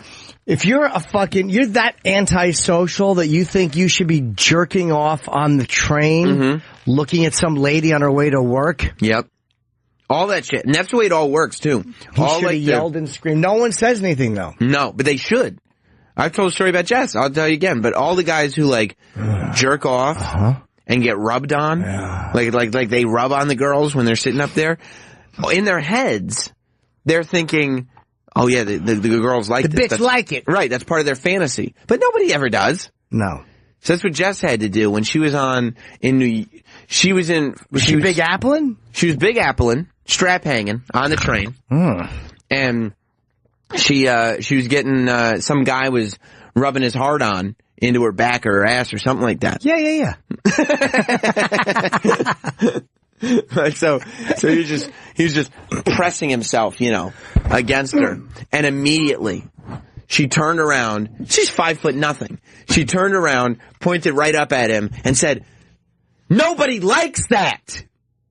And he just just the look of fear, and he crumbled, and that was it for him. Yeah, most times nobody likes that. When you shame somebody for doing that, and they deserve it. That's a case where you're being a fucking piece of shit. Yeah. If you're jerking off, I'm a dirtbag, and I wouldn't do that. I'm just laughing because I just got a note. What's the note? Apparently, our producers are checking. It says, Hot Dog claims it was not him. But that's just a claim. So we don't... Who was that guy? Has he been identified? Adrian, do we have any sort of lead on who he was? I believe his name is Cheyenne. AKA? Hot Dog. Okay. We're going with it was Hot Dog. Yeah. That guy is so busted. Look at him. He looks exactly like Hot Dog. I mean, you've seen how Hot Dog eats pussy. Yeah. Remember at the Samiversary? It's true. If you want to see, if you want to see a video. I don't remember that. You don't remember Hot Dog eating pussy at Samiversary? Oh, Samiversary. We're lucky we have it on video. What's wrong with Samiversary? I think it's great. Oh, no, don't say that. Happy Samiversary to you. Happy Samiversary. You need to get the fuck out of the studio with that freaky shit. I would have been like, yeah, check this fucking pecker out, babe. No, you wouldn't have. I'd have stood right up. I'll tell you what you would have done. Why don't you pop this shiznit in your mouth? You would have pissed yourself and you would have fallen over trying to get out of there. That's what should happen to every one of those scumbags. I've seen a few videos like that. There's nothing you want less than a woman screaming at you on the train. Absolutely. And that's what it works even better. Because if it's a guy, you can at least be confrontational and try to fight, but a woman, you're like, what am I going to do? Yes. And the woman is the one who, you're trying to impress with it, right? The woman is the one you want to believe. There's a photo of Hot Dog performing cunnilingus on his hand. Damn! You see him there? What do you think? He's good. You think so? Yeah, he knows what he's doing. Yeah. Absolutely. Adrian, help D-Bag find the video of the Trump guy on the train. You remember which one I'm talking about? Donald? There was there was a Trump supporter on the subway recently who got into an altercation with a woman. And he's the most bizarre-looking dude you ever seen. He's this short guy. He's got sideburns and a white suit. And he just keeps calling the woman a cunt. It's like a 1970s movie. Listen. And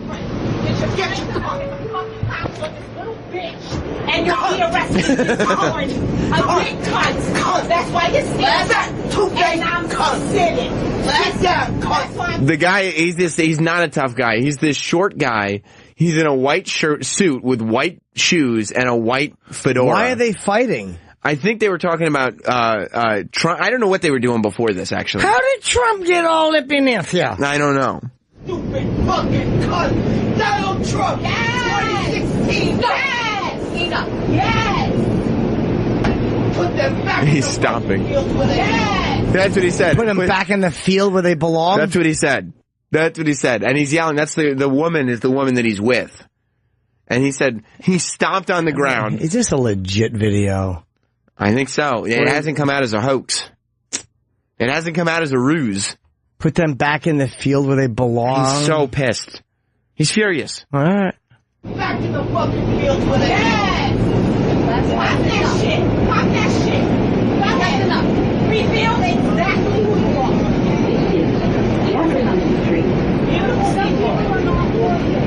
No, he's not working. Why is that standing up?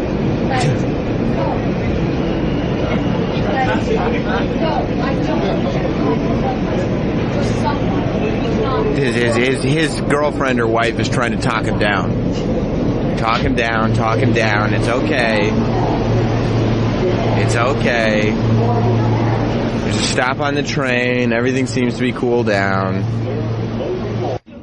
And then it starts again. Come on! You really are. You really are. Stupid fucking bitch! Stupid fucking arrogant bitch! No, I'm good. She's too fucking stupid. You need to stop. The way you're behaving is okay. It's like Come, bitch! Come, bitch! You're sitting down there, bitch! Are you 5 years old? Are you 5 years old? He can't handle himself. He is so angry. Yeah, he really is hot under the collar. He is so mad. I would love to get somebody that fired up. You do every morning. You know, people in the car screaming at the radios. They're giving their radios the finger, like that guy just gave the woman just all the force in the world. Oh, he's great, and he's dressed up like Michael Jackson in the Billie Jean video. Oh, he's dressed like such an asshole. He is. Little short, fat fella. He just keeps shouting profanities with every emphasis in the world. Oh, I love him. I love him. But these are the characters. I mean, I'm sure you're familiar with all this stuff. These are the characters you find in the New York City subway stations. Yeah, NRQ. Taking the NRQ. Is that your travel song? Uh-huh. I don't like it. You think it stinks? I do. I think it reeks of somebody who's lived in the city for decades and just started taking the subway. Yeah. And so it's exciting to them. That's fair enough. It is. What's the rest of the video? What happens? How does it end? Come, bitch! Come, bitch! You sit down there, bitch! 5 years old? Are you 5 years old? He finally gets off the train. Come for me! Come for me! You fucking cunt! Arrogant bitch! Arrogant bitch! Meanwhile, he's dressed like somebody who's like pushing a mule with coffee beans on his back. Fucking asshole he is. He is. He's a Colombian coffee man. Yeah, he really is. You bitch! You cunt! You cunt! I wanted to be like that on the phone yesterday. You bitch! You cunt! That's how you gotta combat. That's how you gotta combat when you're fighting. So that's how I talk to people around here when I don't fucking get what I want. Is that right? You bitch! Come for me, you cunt! And you flip them off like that too with yeah. You bitch! Come for me, you cunt! And then you get fat and you're short suit and you're sitting down and go, you're sitting down! You're sitting down! Oh, you arrogant bitch! Put him back in the fucking fields! Jesus. That to me almost reeked of being fake. Like, how do you say that on a train and not have someone stand there? Because he was a little guy. Yeah, you know, a lot of people have headphones on. They might be able to hear every interaction. A lot of the comments on that video were like, you know, fuck every dude in that train because I would have kicked the shit out of that guy. No, not that, because you don't know what started that whole thing. She might have said something really nasty to him or whatever. And I got to tell you, if I'm on that train, I'm way too entertained by that guy to try to stop it. As long as it's not getting violent, I'm way too entertained by the fact that that guy is a person to try to stop it. You always have to weigh what is the risk. Meaning, like, if you have to fight somebody, you have to fight them. I mean, I haven't had to fight in years, and I don't want to. Right. But the fear is not, oh no, it's like, is somebody going to slash me? Mm-hmm. Like, you have to be careful that, like, if this guy have like a little blade in his pocket, I'm going to give a scar on my face for the rest of my life. Especially since he's dressed like somebody, like he not that guy, but another guy I'm thinking of. Well, he appears to be a guy from the 1970s. So the idea that he would have a switchblade in his pocket is not that startling. You a mace or something? Yeah, you bitch! You fucking cunt! All right, well, listen. Why are you pointing at your wrist, you cunt? We got to wrap up and stay on schedule. I don't want to wrap up. We have a big day of shows. You arrogant cunt! You arrogant cunt! Of course, Opie's coming in. We said to do to do the surprise show at 4. Well, ain't much of a motherfucking surprise if you just said it. He's coming in this afternoon. You surprise-blowing cunt! You should listen to it. We talked about it already. Okay. And then I think Race Force is on tonight, right? And then I'll be on after that. So a lot of live programming. So basically, the end of your entertainment is happening in 2 minutes. How dare you? So I will also get my DC tickets on sale Friday, and Reno goes on sale today, but I'm shooting in the same theater, the Lincoln Theater I'm shooting in, to do my new special. And I'm really happy to be going back to Washington, D.C. to shoot a special. That's so cute. Check JimNorton.com for all my dates. Yes. This was fun. I had a blast. Thank you again for inviting me in. Oh, well. And, what else am I going to do? I'll see you tonight. I'm not going to be here tonight. I'm not talking to you. You arrogant cunt! Goodbye. Sam and myself, the little sweet boy in me.